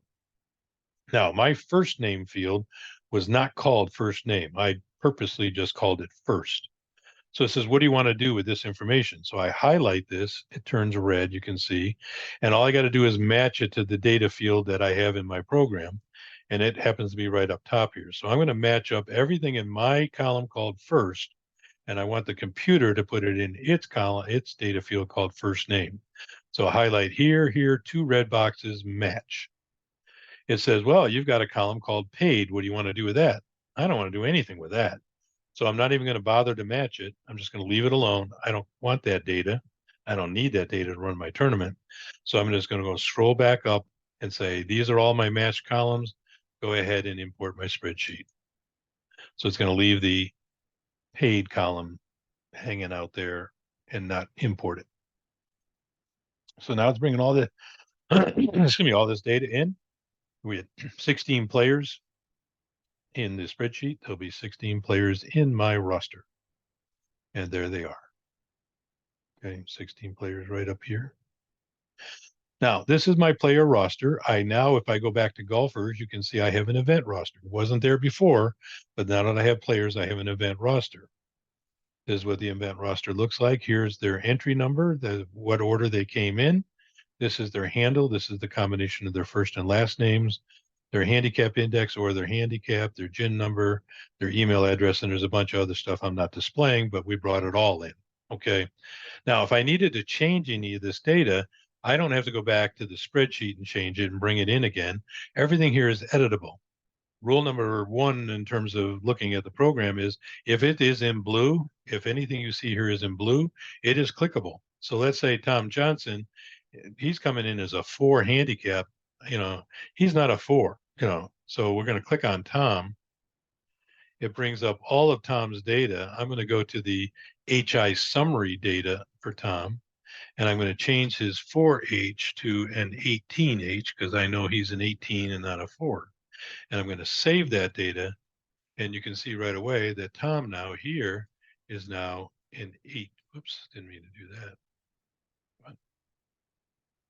He's now an 18 right here. Okay. So you can manipulate all the data for anybody in your event, email addresses, any of that data we brought in. So now that I have golfers in the system, the next thing I want to do before I start my event is I want to come over here to the right and I want to access GIN to update their handicap indexes. I'm not going to trust those indexes from the spreadsheet. I want to update them if they have GIN numbers. They all had GIN numbers. Let's get their real indexes.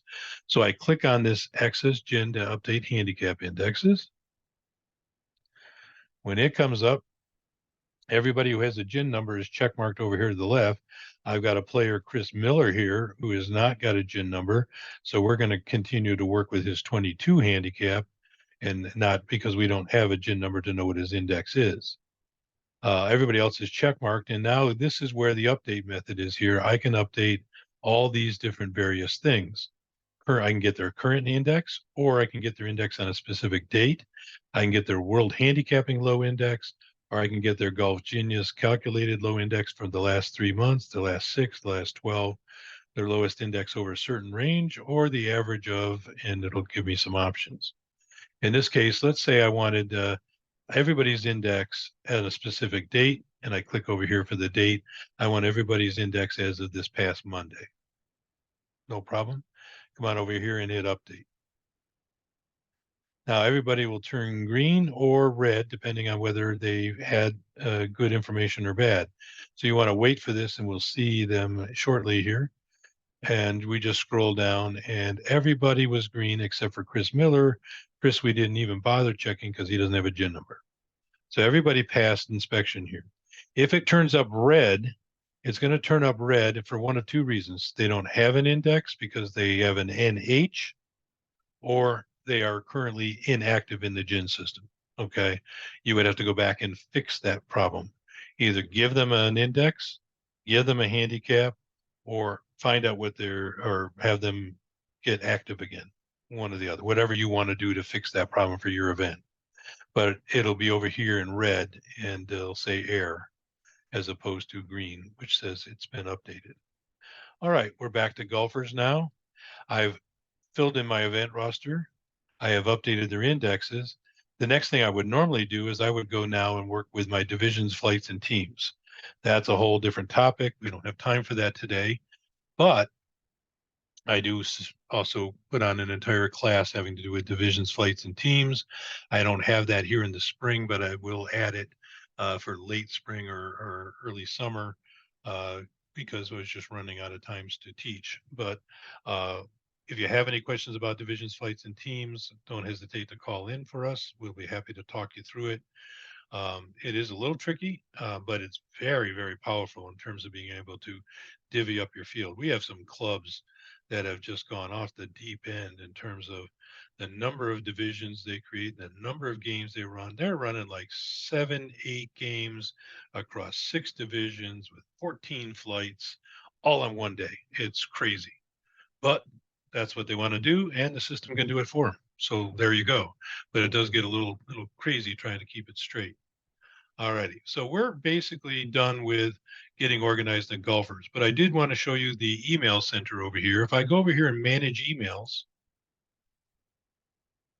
I have the ability to, within Golf Genius, to communicate to all of my golfers if, in fact, I have, have email addresses for each of the golfers. So all I have to do here is come in and compose email. So I click on compose email. It brings me here where I can say all golfers. If I select all golfers, it'll send this to everybody in the event roster. I can also choose specific golfers. When I click there, it's going to show me all the players and I can just pick out the players I want to email. I don't have to email everybody. All right. Or I can filter the recipients. So it's going to show me the thing. So I could just send to the men in the field. I could send just to the people whose minimum index was 1, their maximum was 7. So I'm not going to talk to the high handicap people, just the low handicap people, whatever you wanted to do. Okay. I don't use the filter very much. Usually I want to talk to everybody. So I'm going to go back here to all golfers. I have the ability to copy somebody who's in our system. So I can copy, I'm sorry. No, I don't. I'm not even going to talk about the SEC email. Here's all of our managers. So if I wanted to send a copy to myself as a tracking email, I could send one to me. I could send an email to my boss. I could send it to other people in your club. They're going to reply to me if they reply to the email. I can just flat out put in more email addresses if I wanted to send it to somebody who was, let's say, the organizer of the event. So I could go with Gene at gmail.com, you know, and she would get a copy. The subject matter is just like any other email. Here are the pairings for this week, this event. And so I could do is event and then put a dash and can actually come over here to the right and have the system fill in the event name. You'll see how that works in a minute. Then down here in the message, you can make it. You can say, dear, and then just like I did for you guys, I put in dear first name, comma. And then thanks for playing in this year's event. Please be at the course by 8 a.m. Attached is, oops, I guess it's spelled, attached are the pairings for play. And anything else I want to put in there, okay. And then down below, I could have the pairings in a PDF file on my computer. I could then attach that by hitting choose files. And then I can get a preview. So if I hit the refresh preview, it'll show me what this is going to look like. First, it tells me email is going to be sent to 16 golfers, one manager, and one other person. So I can verify that, okay, that's right. I got 16 people in the event. That's good. It's going to be from Doug. Here are the pairings in this event, basics training event. It filled in that information, the date to and BCC. And it's going to say, dear Biff, Biff's the first one on our roster. Thanks for playing in this year's event. Please be at the course by 8 o'clock. Attaches playing for play. Okay, all set. It's also got the banner for this particular event. All I would have to do is hit send, and all 18 people, 16 golfers and 2 people extra would get the email from this system. You're also going to be able to send, this was sending to everybody in the event. If you're in a league, you're going to be able to send to just people in that round so that you're not emailing all 70 people with the pairings. You're only sending the 16 people who signed up that day or the 23 or however many people played that day. So that's golfers. Again, we filled our event roster. We updated handicap indexes. We normally would go and play with divisions, flights, and teams if we needed to. And I might email people at any time. And once the pairings were done, I'd come back here and email everybody and attach a tee sheet. Next up is calendar. Calendar, again, is very simple. I'm going to go display the calendar here, just like that. And that's going to let me add rounds. It's going to show me a calendar like this. I can go over here and say, okay, we're going to run this on the 26th. This is a Friday event, and I just click on the 26th. Puts an orange box there letting me know I have one round associated or one round assigned to that day. If this was a multi-round tournament, I could say Friday, Saturday, Sunday, just like that. If I click on Friday again, it's going to say there is already one round on this date. Click OK to put another round on that date, or delete to remove the round. So if I say OK, it's going to turn red, but that's indicating to me there's more than one round on that date. I could add another round to the 27th, or I could take away the round on the 28th. I can do that. Don't worry if you get confused here or don't know how many rounds you got wherever. Just finish up the best you can and hit save, because once I hit save, it's going to take me to a summary of everything I just did. All right, so now that I'm in the tabular view, if I go up here to calendar, you can see tabular views right here. That's what we're looking at right now. Now I see all the rounds, all the dates, and the round GGID numbers. And I have some ability, some options I can do with these rounds depending on what I select. So in this case, I just want one round. Okay. So I'm going to go in and select this round, and this round, and say I want to remove the selected rounds. Okay. And then I just hit go. And so I can add rounds here. I can move rounds. I can change names of rounds. I can change round dates. So let's remove those three first. You have total control over the number of rounds, what days they're on, and what they're called.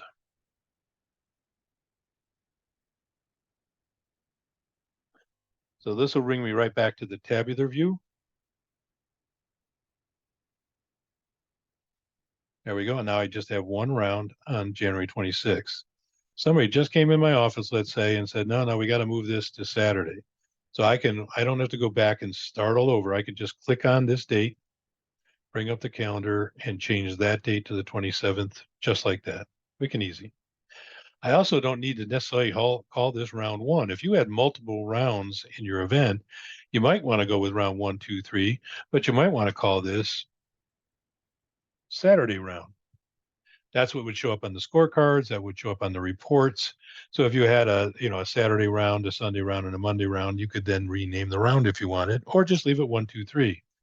A lot of leagues, what they do is they put what's happening during the round. So they'll say this is two best balls of 4 players.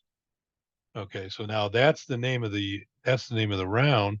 So when they send out the invitation says, do you want to play in 2 best balls of 4 players on January 27th? Yes or no. If you just left it before, it would say, do you want to play in round 1 of January 27th?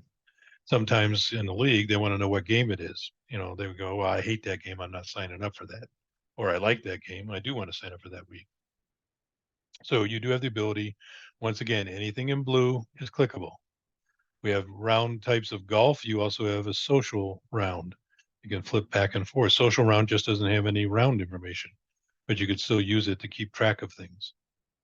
All right, so that is basically calendar. There's some more options here that you can read in your reading and your tutorials, but calendar is what rounds on which days. Next, we go to rounds. Rounds, again, is our heavy lifting. This is where the bulk of our work is going to get done. If I had multiple rounds over here to the left, I have the ability to choose which round I want to work with. We only have one round, so there's only one choice. But if you had 3 rounds, you got to be careful that you're working with the round that you want to set up. Okay. We're basically going to run our way down through the middle column here. If we were going to be sending out invitations or opening this round for signups, then we would open and click on this to open this for round signups. We could also send out round signups invoices if we were billing stuff. This is a little more complicated than you will see. You're going to be able to open signups and send invitations. Those will be your 2 choices in your club thing. But what we're going to deal with first here, we're not going to deal with that today. We're going to deal with the round player roster. Remember, we had 16 people in the event, but they automatically pushed all 16 people to the round. So now if you can see here, there's 16 players confirmed in that round. A little bit bigger. So if I go to the round player roster, let's show you how you know what's going on here. Okay. I've got basically the 16 confirmed players. Okay. If you were in a league and you had sent out invitations, let's say you had those 70 people in your league, you would have 16 people confirmed, and you would have some other categories that would say invited but not answered, people that said no, and maybe people on the wait list. So you could have 4 different possible groups that would account for all 70 players. So you would know the status of all 70. Now, keep in mind, I, as the manager, can manipulate these folks the way I want.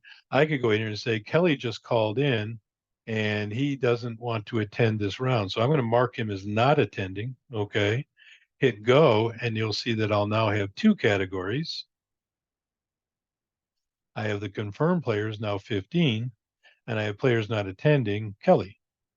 All right. Now Kelly calls me back, says, I changed my mind, put me back in. I click on Kelly. come up here to mark him as attending in this round, hit go, say okay, and Kelly will move back up here.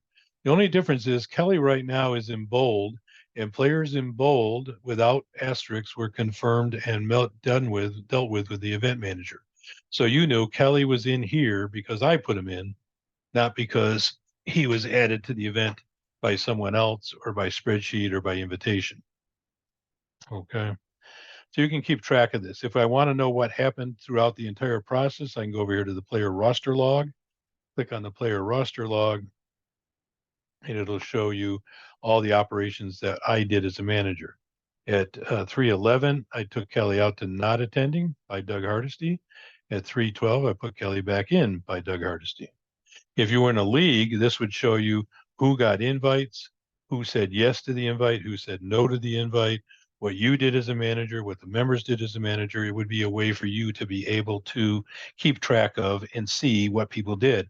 It's fairly important because every now and then you'll get a member who will call up and say, hey, I'm not on the pairing list, but I said I wanted to play. So I go to the player roster and go, well, yeah, on Tuesday at 8 o'clock, you said you wanted to play, but on Thursday at 4 p.m. in the afternoon, you said you didn't. Oh, I must have hit the wrong button. Yes, you did. So you can at least have a track. Probably you can put them in the event, but you want to be able to tell them it wasn't the system's problem. You went back to that email and hit the button that says I don't want to play now. So player round roster, we've got our 16 players. The next thing we want to do is go ahead and pair up those players. So I don't have pairings yet, so I'm going to create new pairings. So let's click on create new pairings.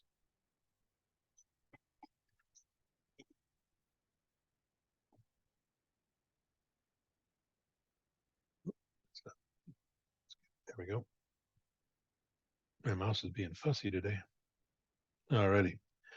So now it gives me some options when I come in. I got to make this just a little smaller to show it. So it wants to know, do you want to make manual pairings or do you want some help in doing things automatically? If we do the automatic scheduling, we click on that. It says, let us do it for you. Okay. Now what it brings up is, do you want to schedule these people randomly? You want to schedule them A, B, A, B, A, B within the process because we have foursomes? Or do you want to schedule them A, B, C, D based on their handicap index?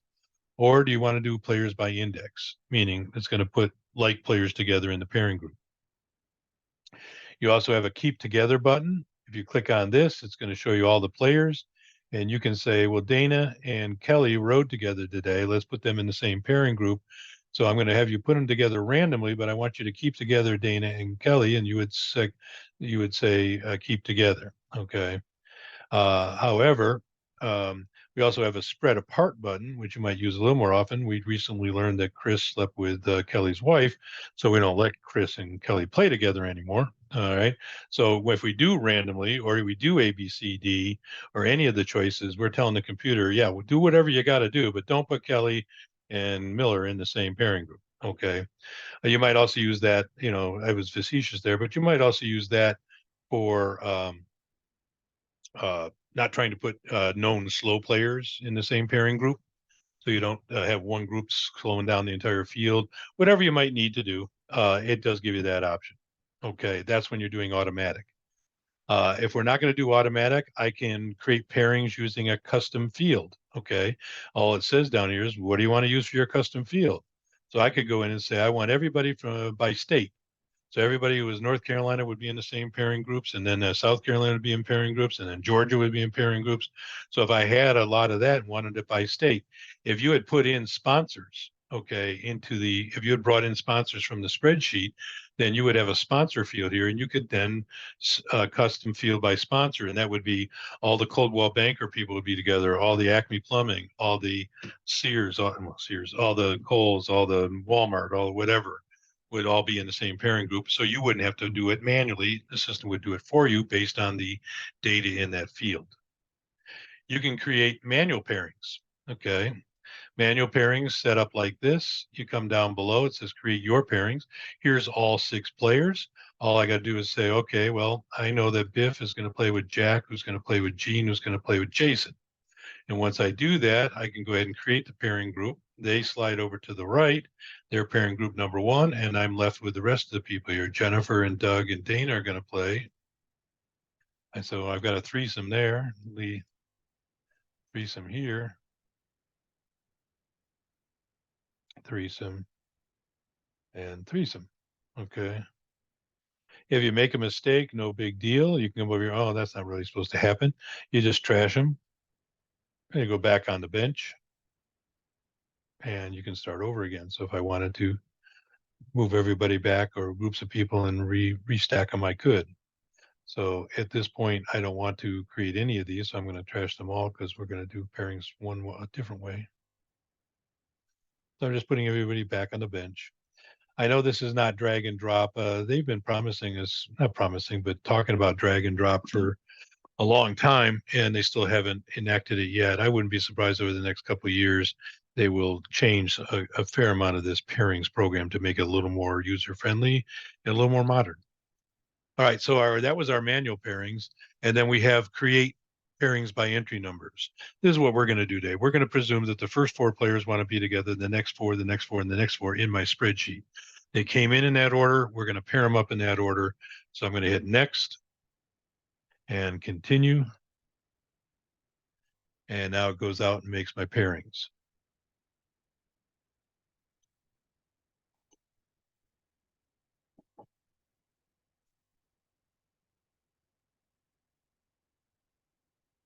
Once I get to the pairings, there's my 4 people, 4, 4, 4. Okay. Now I have all kinds of tools here in the pairings group. All these tools on the left-hand side will let me manipulate players within the pairings. The tools on the right-hand side allow me to set course and tee, set shotgun, set tee times. So let's just look at a couple because I don't want to spend a lot of time on all this in detail.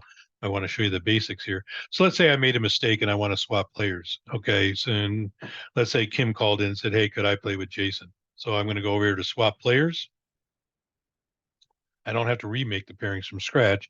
Swap players, it says click on 2 players to swap them. All I got to do is click on Kim and click on Jason and they swap. Piece of cake. You could also swap pairs. If Jennifer and Leah were going to be a team, but they wanted to be playing with Kelly and Jason, I would click on Jennifer and Leah. Now that I'm doing pairs, I don't have to worry about messing up my teams. And I swap them with Judy and Biff. And then those swap just like that. So I have all this ability to swap entire pairings. I can swap Judy's entire group with James's entire group. James goes to the top, Judy's group goes to the bottom. I can move pairings. I can add a new row. I can add players. I can remove players. I can add blinds. If I take and remove Leah here, and let's say we just had a threesome there, then I could go ahead and add blinds. When I do the add blinds, down below, it's going to give me a list of all the players who are in the pairings who are going to play. And I could say, in this case, I want Tori to be the blind and say, and then place her where I want her.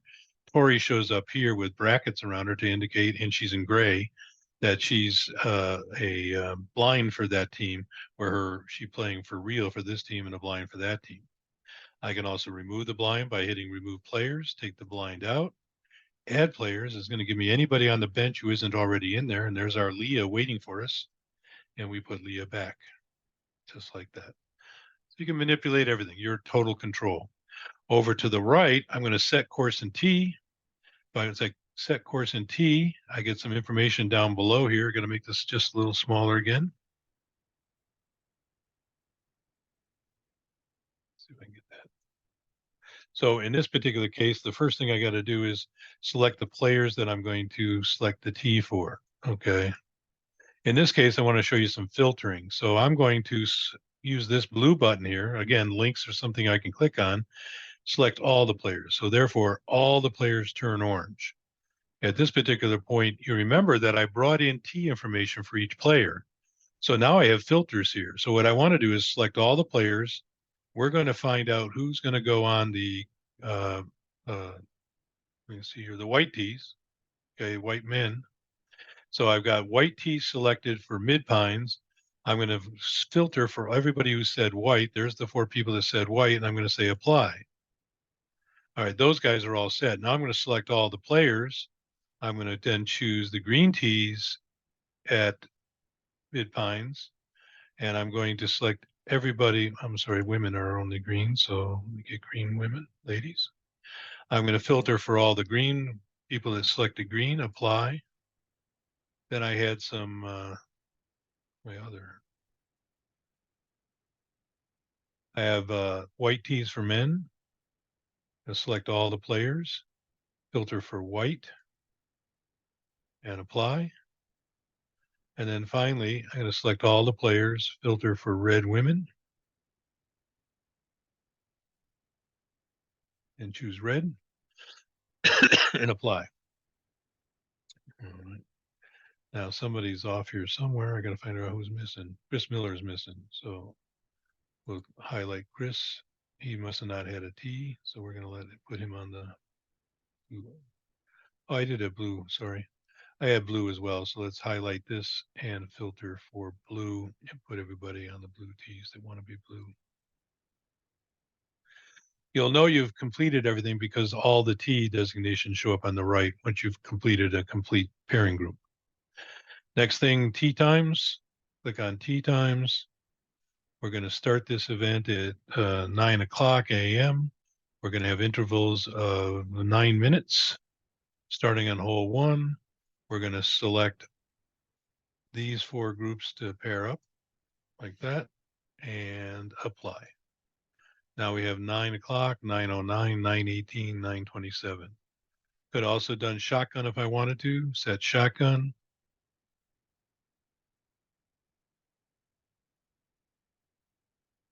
When I choose shotgun, we'll do shotgun at 9 a.m. And we're going to have first 4 groups are going to be 1, 2, 3, 4, but I could do a reverse shotgun. So it'd be 1, 18, 17, and 16. I can even take and put a 0 here and move this team out to hole 14 because it's closer to the clubhouse, whatever my answer might be, and apply. When I do that, I have 4 groups at 9, but I have 1, 18, 17, and 14. If I change my mind right now before I save them and I want 2 groups on 17, I put 17 there and I get a 17A and a 17B all of a sudden. So very easy to manipulate stuff here. If I now save the pairings, it'll save them away and we're ready to move on. Got my pairings. I have starting times, starting holes, tees, courses, and who's playing with who. We're all set. I go back to rounds. Moving down the list. If I wanted to edit anything I just did, I'm going to edit existing pairings. Now we're going to define our tournaments, the games we're going to play. So I click on tournaments. Going to add a new tournament. We said we're going to play best ball here today. So we're going to just name this best ball. All right. Our format is stroke play, but these are all the different formats that are available for us to choose from. Okay. Can make that a little bit bigger.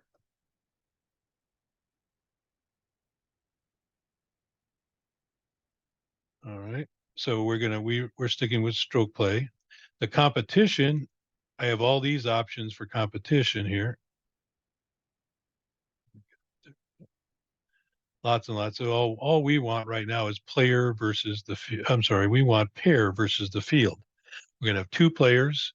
Every pair of players is going to play against every other pair of players in the field today. So player versus field. What are they going to do? Well, we have all these choices here. They're going to do best ball on each hole. That's fine. But I do want to show you what happens if I choose 666, for instance. If I choose 666, I get this pops up. What game do I want to play on holes 1 through 6? Well, let's play alternate shot. And let's make it 60-40 Chapman for allowance. Holes 7 through 12, let's do scramble. We choose 35-15. We can choose any allowance we want. We can type in the allowance we want or play it at gross. And then holes 13 through 18, we'll do best ball on those holes. And we'll do that at the recommended 85%. So that's how I could set up a 666. And again, it would calculate a team handicap for holes 1 through 6 for alternate shot, a team handicap for scramble, and individual handicaps for best ball. So they could apply the proper stuff. All right, we're just going to do best ball here. Okay. We're going to play for 18 holes, but we do have the ability to set this up for 9 holes front or back if I have people on both sides of the course, restricted to just the front side, just the back side, et cetera, et cetera. If you have a 2-round match or 2-round event, do not select 36 holes. This is 36 continuous holes in one round. If you have 2 18-hole rounds, that would be 2 rounds. And each one would be 18 holes. My handicap is USGA net, but I can do net off the low for match play. I could do this at gross.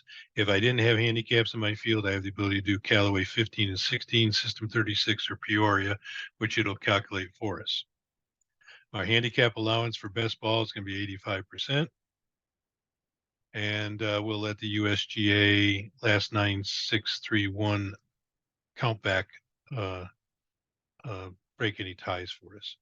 Now down below, I have the ability to, if I'm going to score this and have a leaderboard, then I can put purse in and how much, I can have $40 for first place, $20 for second, $10 for third, or I can award points. And there's some other options down below to customize this event. We don't really need them today for our simple one. So I'm just going to go ahead and save this event. I've saved this tournament, excuse me. Don't want to use the wrong word. Alrighty, so we got our best ball. So we're also going to play 2 games. So let's play another game. So I click on add tournament. It's going to bring up a new tournament for us. And this is going to be individual net skins. Okay. Again,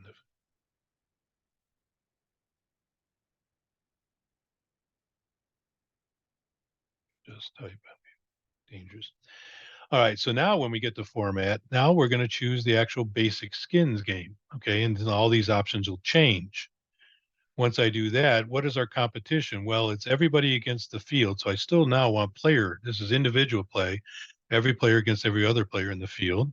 They're going to play their own ball in skins. They're going to play skins for 18 holes. And it's going to ask me, do you want skins with carryover, yes or no? So I'm going to say no.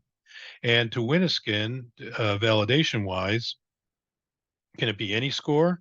Does your skin have to be par or better? Does your skin have to be birdie or better to get it, or eagle or better? We'll let any score, if it's the best score on the one, win a skin. But then it'll also ask you about validation. Do you want no validation? Or if you want to win your skin, you have to have par or better on the next hole after your skin, birdie or better on the next hole, or eagle or better. Can you imagine that you have to score an eagle to get a skin, and then you have to get an eagle on the next hole to keep your skin? That would be kind of tough. Let's go with no validation. And we'll let them play handicap, in this case, at 100% for skins. Now down below, I could specify how much each skin is worth. I could say every skin's going to be worth $15.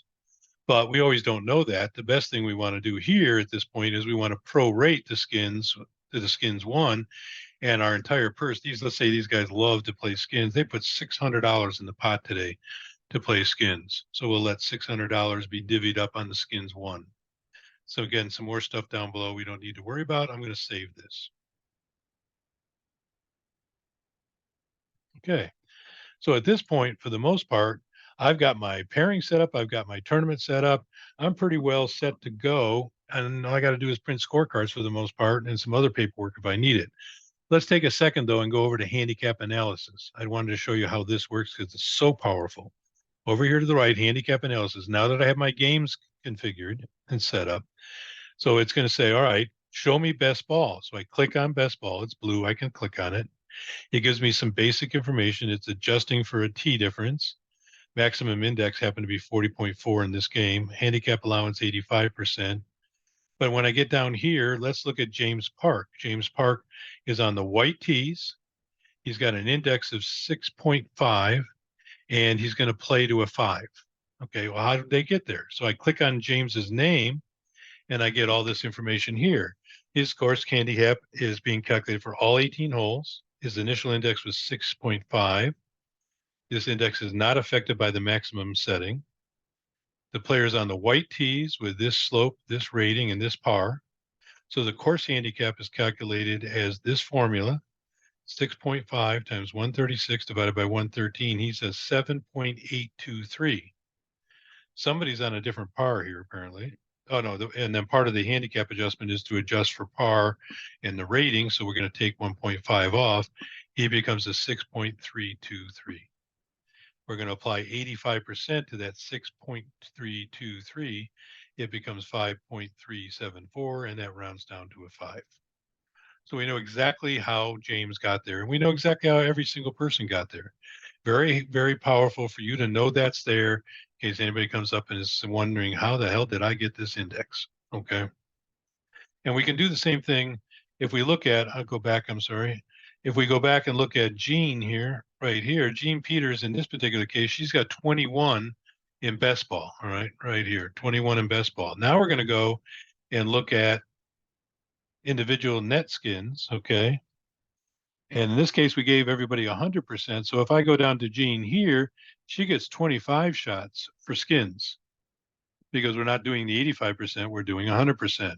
So each game can have its own percentages, and each game, Golf Genius will figure out who the winner and loser is based on the specs that we put in for that game. Very, very powerful. All right. So now, again, we're back to our menu for under rounds. Okay. I'm going to go show you how I would print scorecards real quick. Scorecards can be very complicated. I do a whole class on scorecards. So if you want to know more about that, sign up for one of those classes. I'm going to go over here, access legacy scorecards rather than the scorecard composer today, and just show you some of the basic settings that we can do for scorecards. I'm going to have to make this a little smaller so we can see everything. First thing it wants to know is what tournament. You've got 2 tournaments. You've got 2 games being played. It wants to know, which game do you want me to base the scorecards on? Well, it's more important in this particular case for us to have the cards show where the strokes show up for best ball. Okay. So in this case, I'm going to create a best ball scorecard. Here's my 4 pairing groups. They're all check marked. That means they're all going to print for scorecards.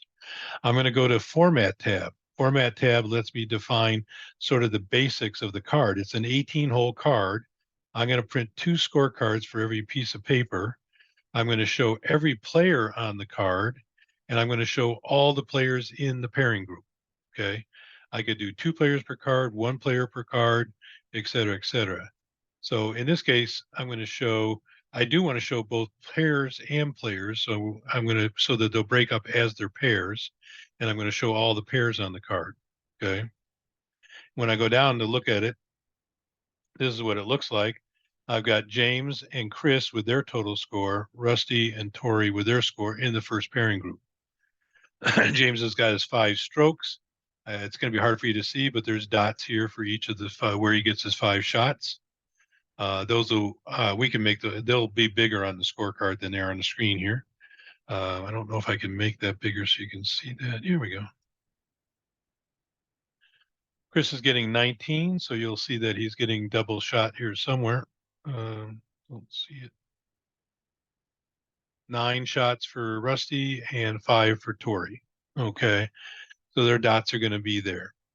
If I go back up to the top, other stuff I can do is turn on handicap stroking. I can print the handicap dots, which I did. I put their playing handicap on. I can also put their course handicap on.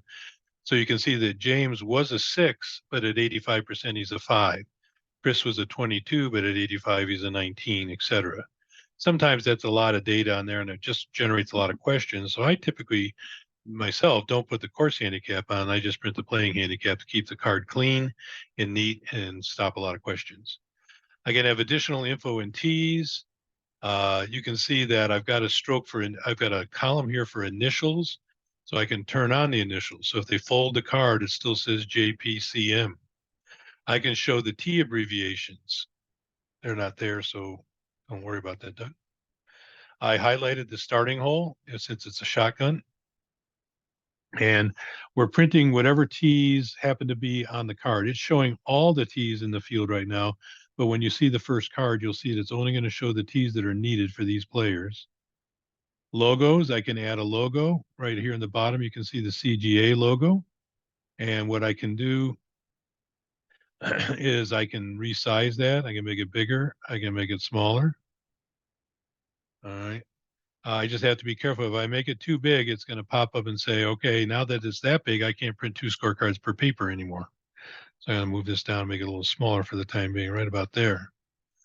I can put a watermark on, do left watermark, watermark shows up, and I can move it up. I can move it down. I can change its opacity, and I can change its size.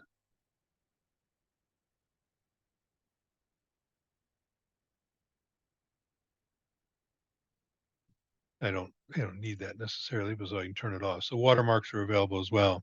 I go to fonts and colors. When I go to fonts and colors, one of the things that I like to do is I like to click on James, Chris, Rusty's row, and Tori's row.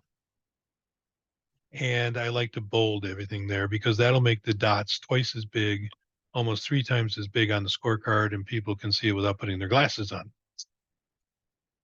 I can also add color to stuff. So if I want this team row scorecard here and this team score here, I can go in and add a background color to those. So I can click there. I can put a gray color in there like that. And then I can also change the opacity of it. So I can move it down, make it a little lighter gray. So it makes perhaps a better looking car with a little bit of a division. We also have a scorecard composer, which gives me 100% control over everything there, which is really kind of cool. And that's what my course is on, is how to use the scorecard composer so that you can really get fancy and put spaces between lines, add extra lines, things like that. And then let's take a look at the preview. Let's preview the first card, and you'll see what it's actually going to print out as. So this is what the card will look like. You can see the dots are much bigger now.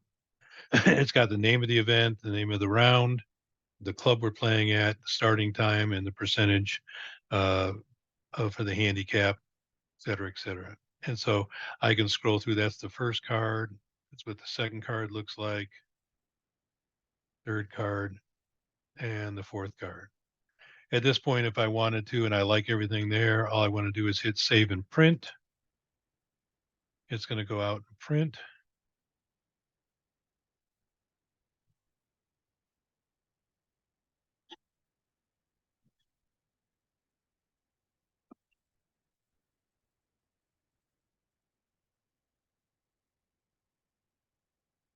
Printing is one of the things that takes a little bit longer than most things, but still it'll probably finish this all up within 20 seconds. It's not that big a file.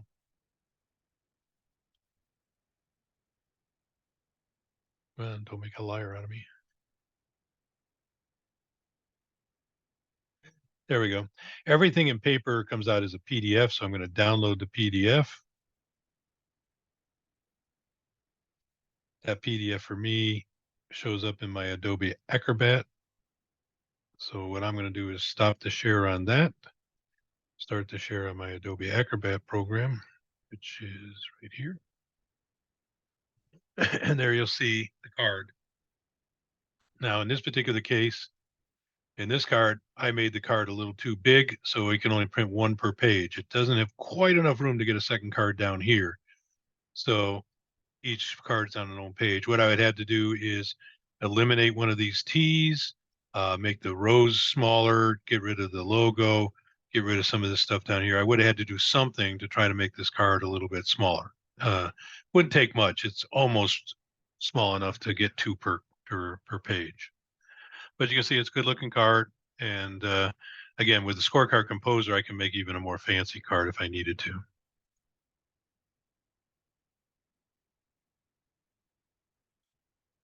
Now I go back to my program and getting a little short on time. So I just want to cover a few more things here, show you what would happen so you see what leaderboards are all about. Okay. Keep in mind, we would have T-sheets, we would have cart signs, we would have alpha lists all in the print center, in the report center. I do a whole report on the report center as well. And so if you wanted to take a training class on that, you're welcome to sign up for that as well. Just go back to the directory you saw originally. Oops, I'm doing that wrong. Okay, we're still in rounds.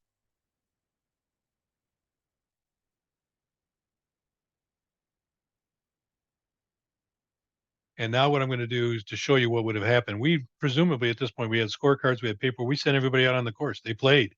They're coming in now. Now it's time to score. So what I'm going to do is I'm going to go to rounds and I'm going to enter scores. With the premium product, you get the ability to score on the course with the app. But with the basic program, you do not.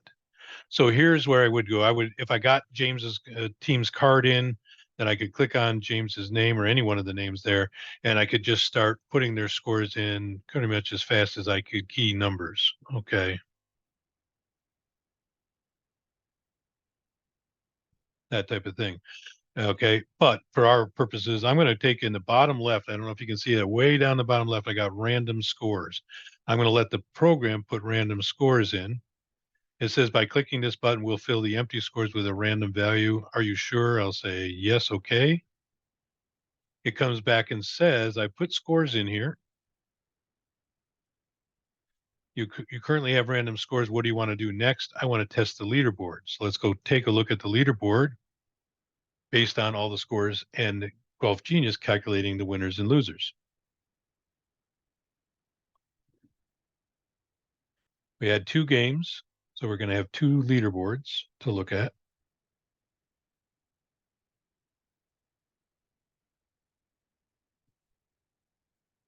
There we go. So first game up is best ball. So if I click on there, you can now see, because we had pairs, it put pairs of players together based on the pairings. And Dana and myself won. Actually, we tied, but the system broke the tie. So Dana and I won on a match of cards. We were both minus 17. We both had 55 as our score, but the system determined that Dana and I won. So if I click on Dana, my name, it shows our scorecard, and you can see that our back 9 net score was 26. Okay. If I go down here and click on Kim and Jack, who were tied with us, and look at their scorecard,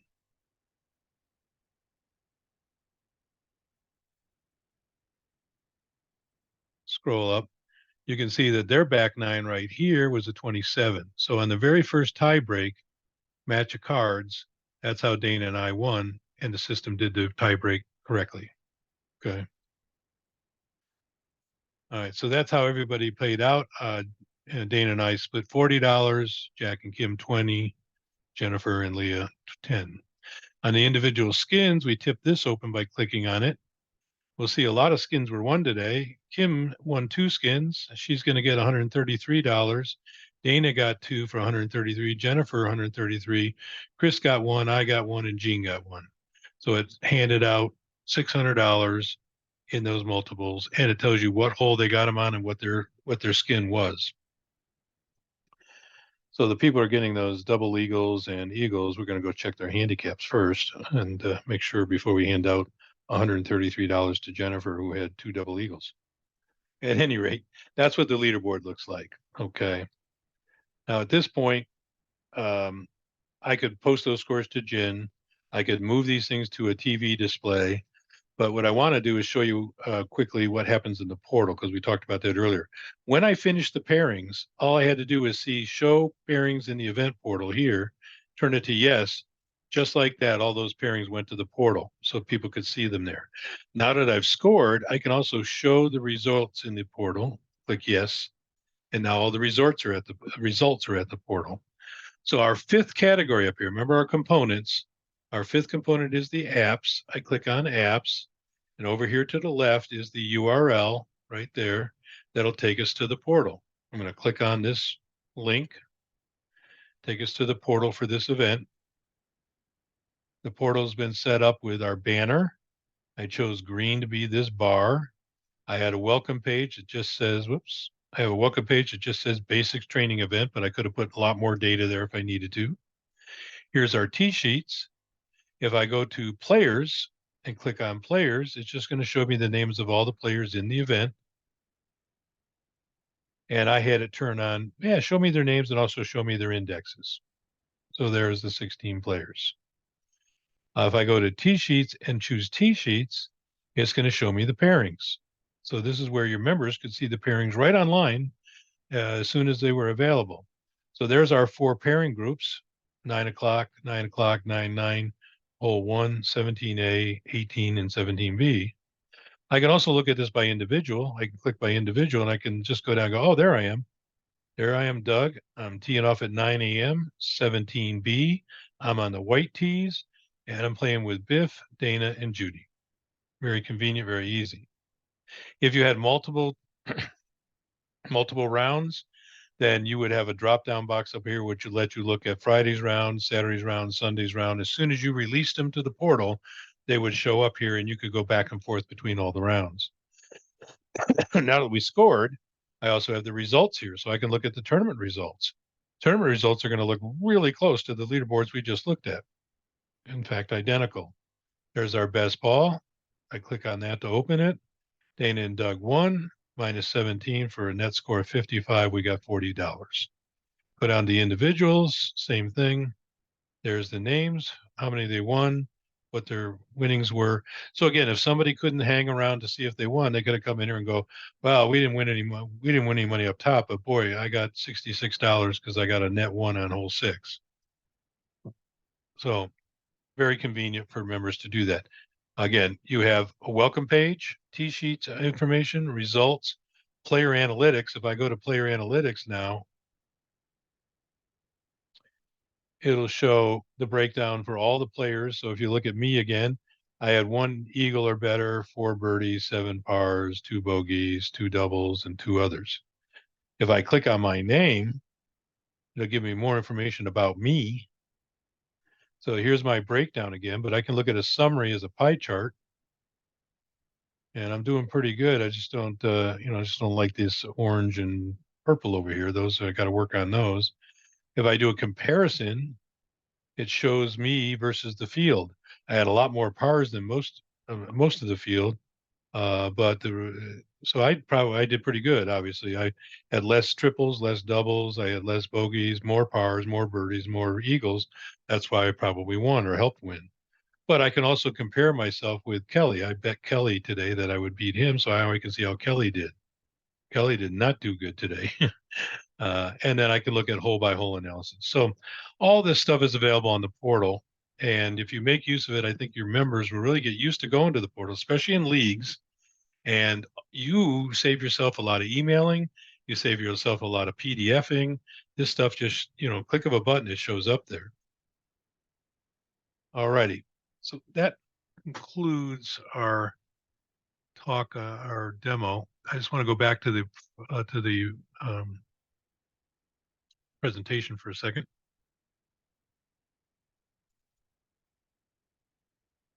See if I can get there myself.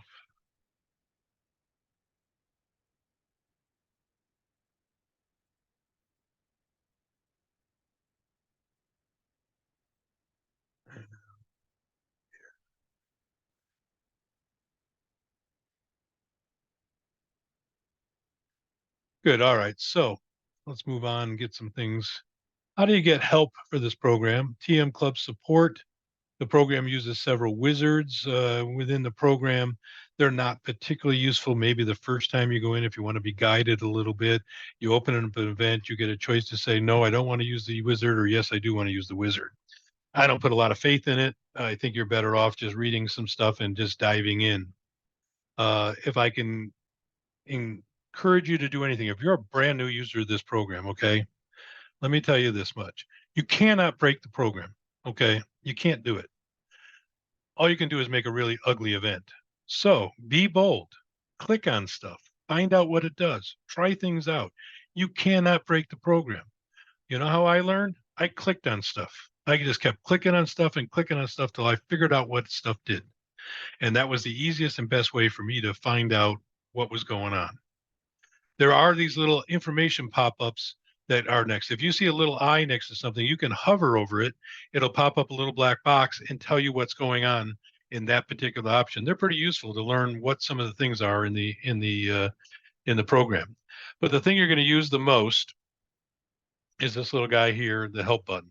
You can see the help button is in the bottom right side of every page in Golf Genius. And what you're going to do is it is going to take you to a built-in knowledge base with search and query options. So what it looks like is this, okay? You get a white screen like this, and you can start to type in right up here anything you want to learn about. If I typed in the word round robin, it'll bring me to round robin scheduling, team robin. If I was doing a round robin member guest match around, I would come down here and click on this option, okay?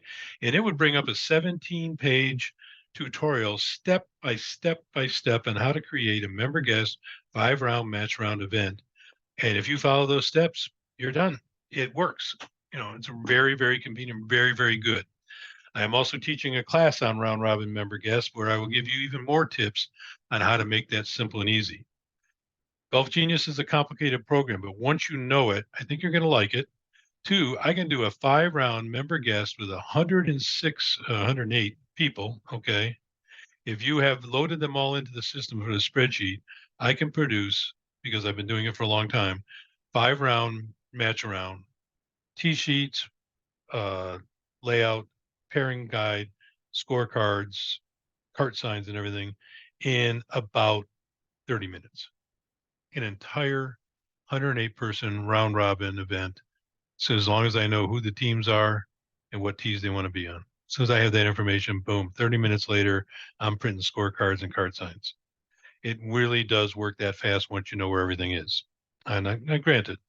Now, the other thing that you're going to do is if you can't find the information you need in searching for it by name, then there's a contact us button right at the top. When you hit that contact button, it's going to bring up a chat window.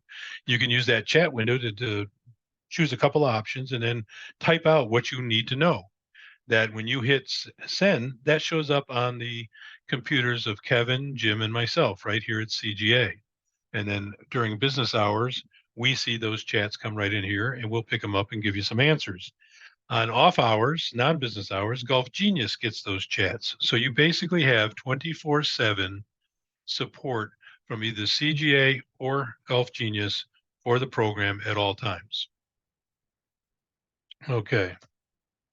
You can use the help button and either here's some of the information you might want to use if you can take a screenshot of it or camera shot of it. Here's our phone number again, 910-687-4040.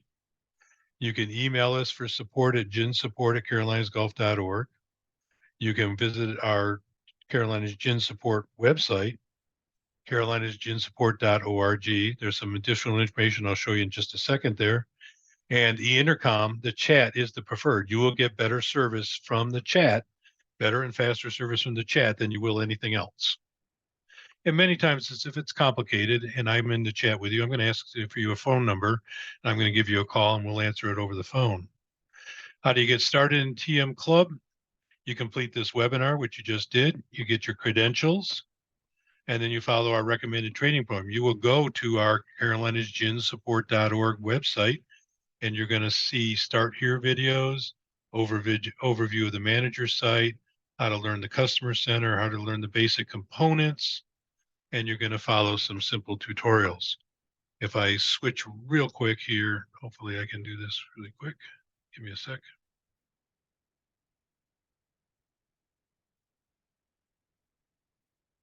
I just want to show you what the website looks like.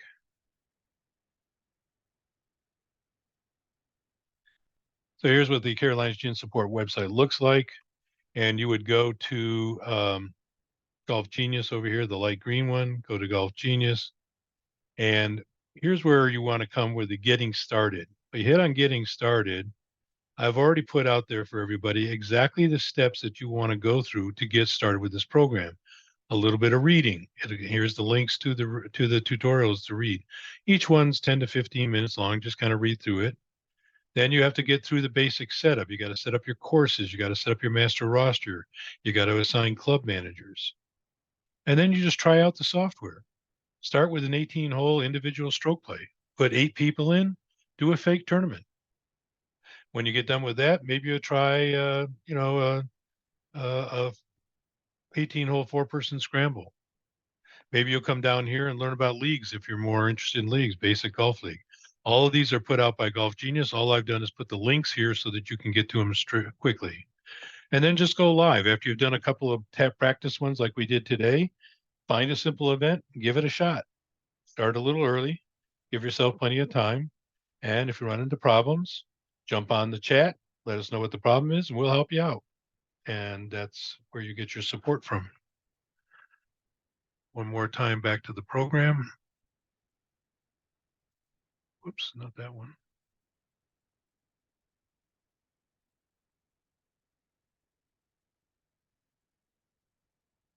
There we go. Okay. So that's what the looks like. It's got, you got the self-taught training program there. There's also recorded classes there that you can go look at under that website as well. And then finally, we talked about premium. The premium is an optional upgrade. It is not required. You would get the optional upgrade directly from Golf Genius. The extra features are live score entry and live leaderboards, on course scoring, meaning you could, your members could use the app and log on to the app for the foursome and score as they play. This makes it very convenient when you're done at the end of the day. As soon as the last group is in, you know all the results. The leaderboard is in real time. People can look at the leaderboard while they're playing on the course to see how they're doing. Open registration, we talked about the ability for you to create a very complex and complete registration page and then send your members a URL to go to that page, or guests, anything you want there.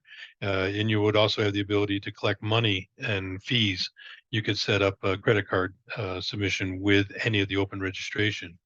You can create directories of your events and link them to your website so that you could pre-create events and then put a directory on your website so that people could go there and sign up for things in June. If you had it all set up to register and you turned on registration in May, they would be able to see the event today, but it wouldn't let them register till May. And then you would open and close that registration on the date you wanted. E-commerce and needed credit card options, customizable portal pages, and unlimited pages. We talked about that. Lots and lots of things you could add to the portal pages, not just the 5 that you're given with the basic program. And then it will integrate with various club systems, Fortis, Jonas, Visage, Club Car, Club Essential, Members First. All these different systems have the ability to integrate so that you're in sync with your membership. I did not update this page. The annual upgrade fee for 2024 is $3,700 per year. And the one-time setup fee is still, I believe, $500. So it's a pretty hefty lift, but if you can swing it, now you're able to put on extremely professional programs. The on-course scoring is a big boon. We have about 150, maybe now, 150 clubs that have purchased the premium upgrade. The bigger clubs many times, but there's been some really small clubs that have up for the 3,500 as well. This means not only the club would be able to use it, but you'd also be able to let your leagues use it as well if need be. It would be available to anybody on your program. So at this point, it is question time. I think I am pretty close to right on schedule. So I'm available to hang on here. You can open your mics and talk to me, or you can chat questions in, and I'll be happy to answer anything you like. And getting back to Lee, I think it was, and Karen, just give me a call on your 2 issues, and we'll talk about the details of, excuse me, points game and default tees.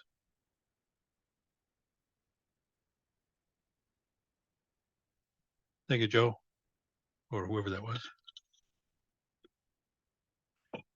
Make this a little wider. There we go, Joe Walters. Thanks, Joe. You're welcome, bud.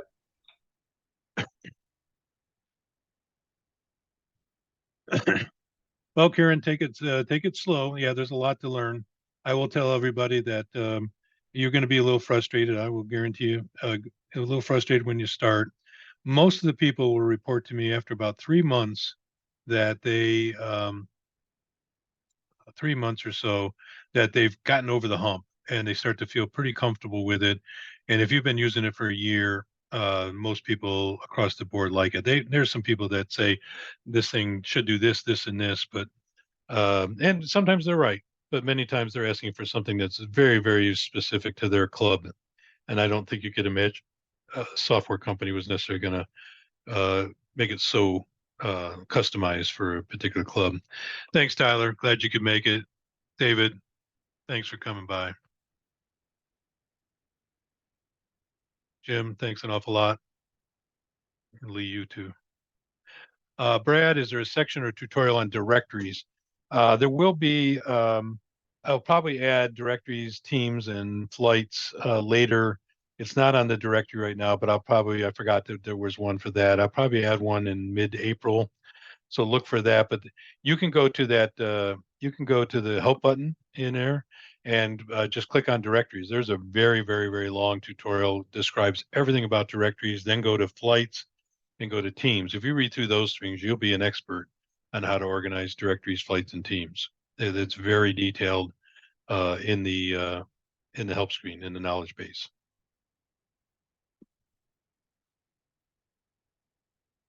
Thanks, Kent. Appreciate you coming.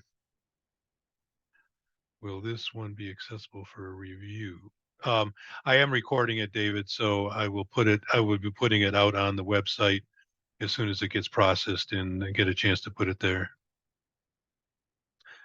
Thank you, Linda. Appreciate that, Brad. It's a lot of fun to get people up to speed and get them on board.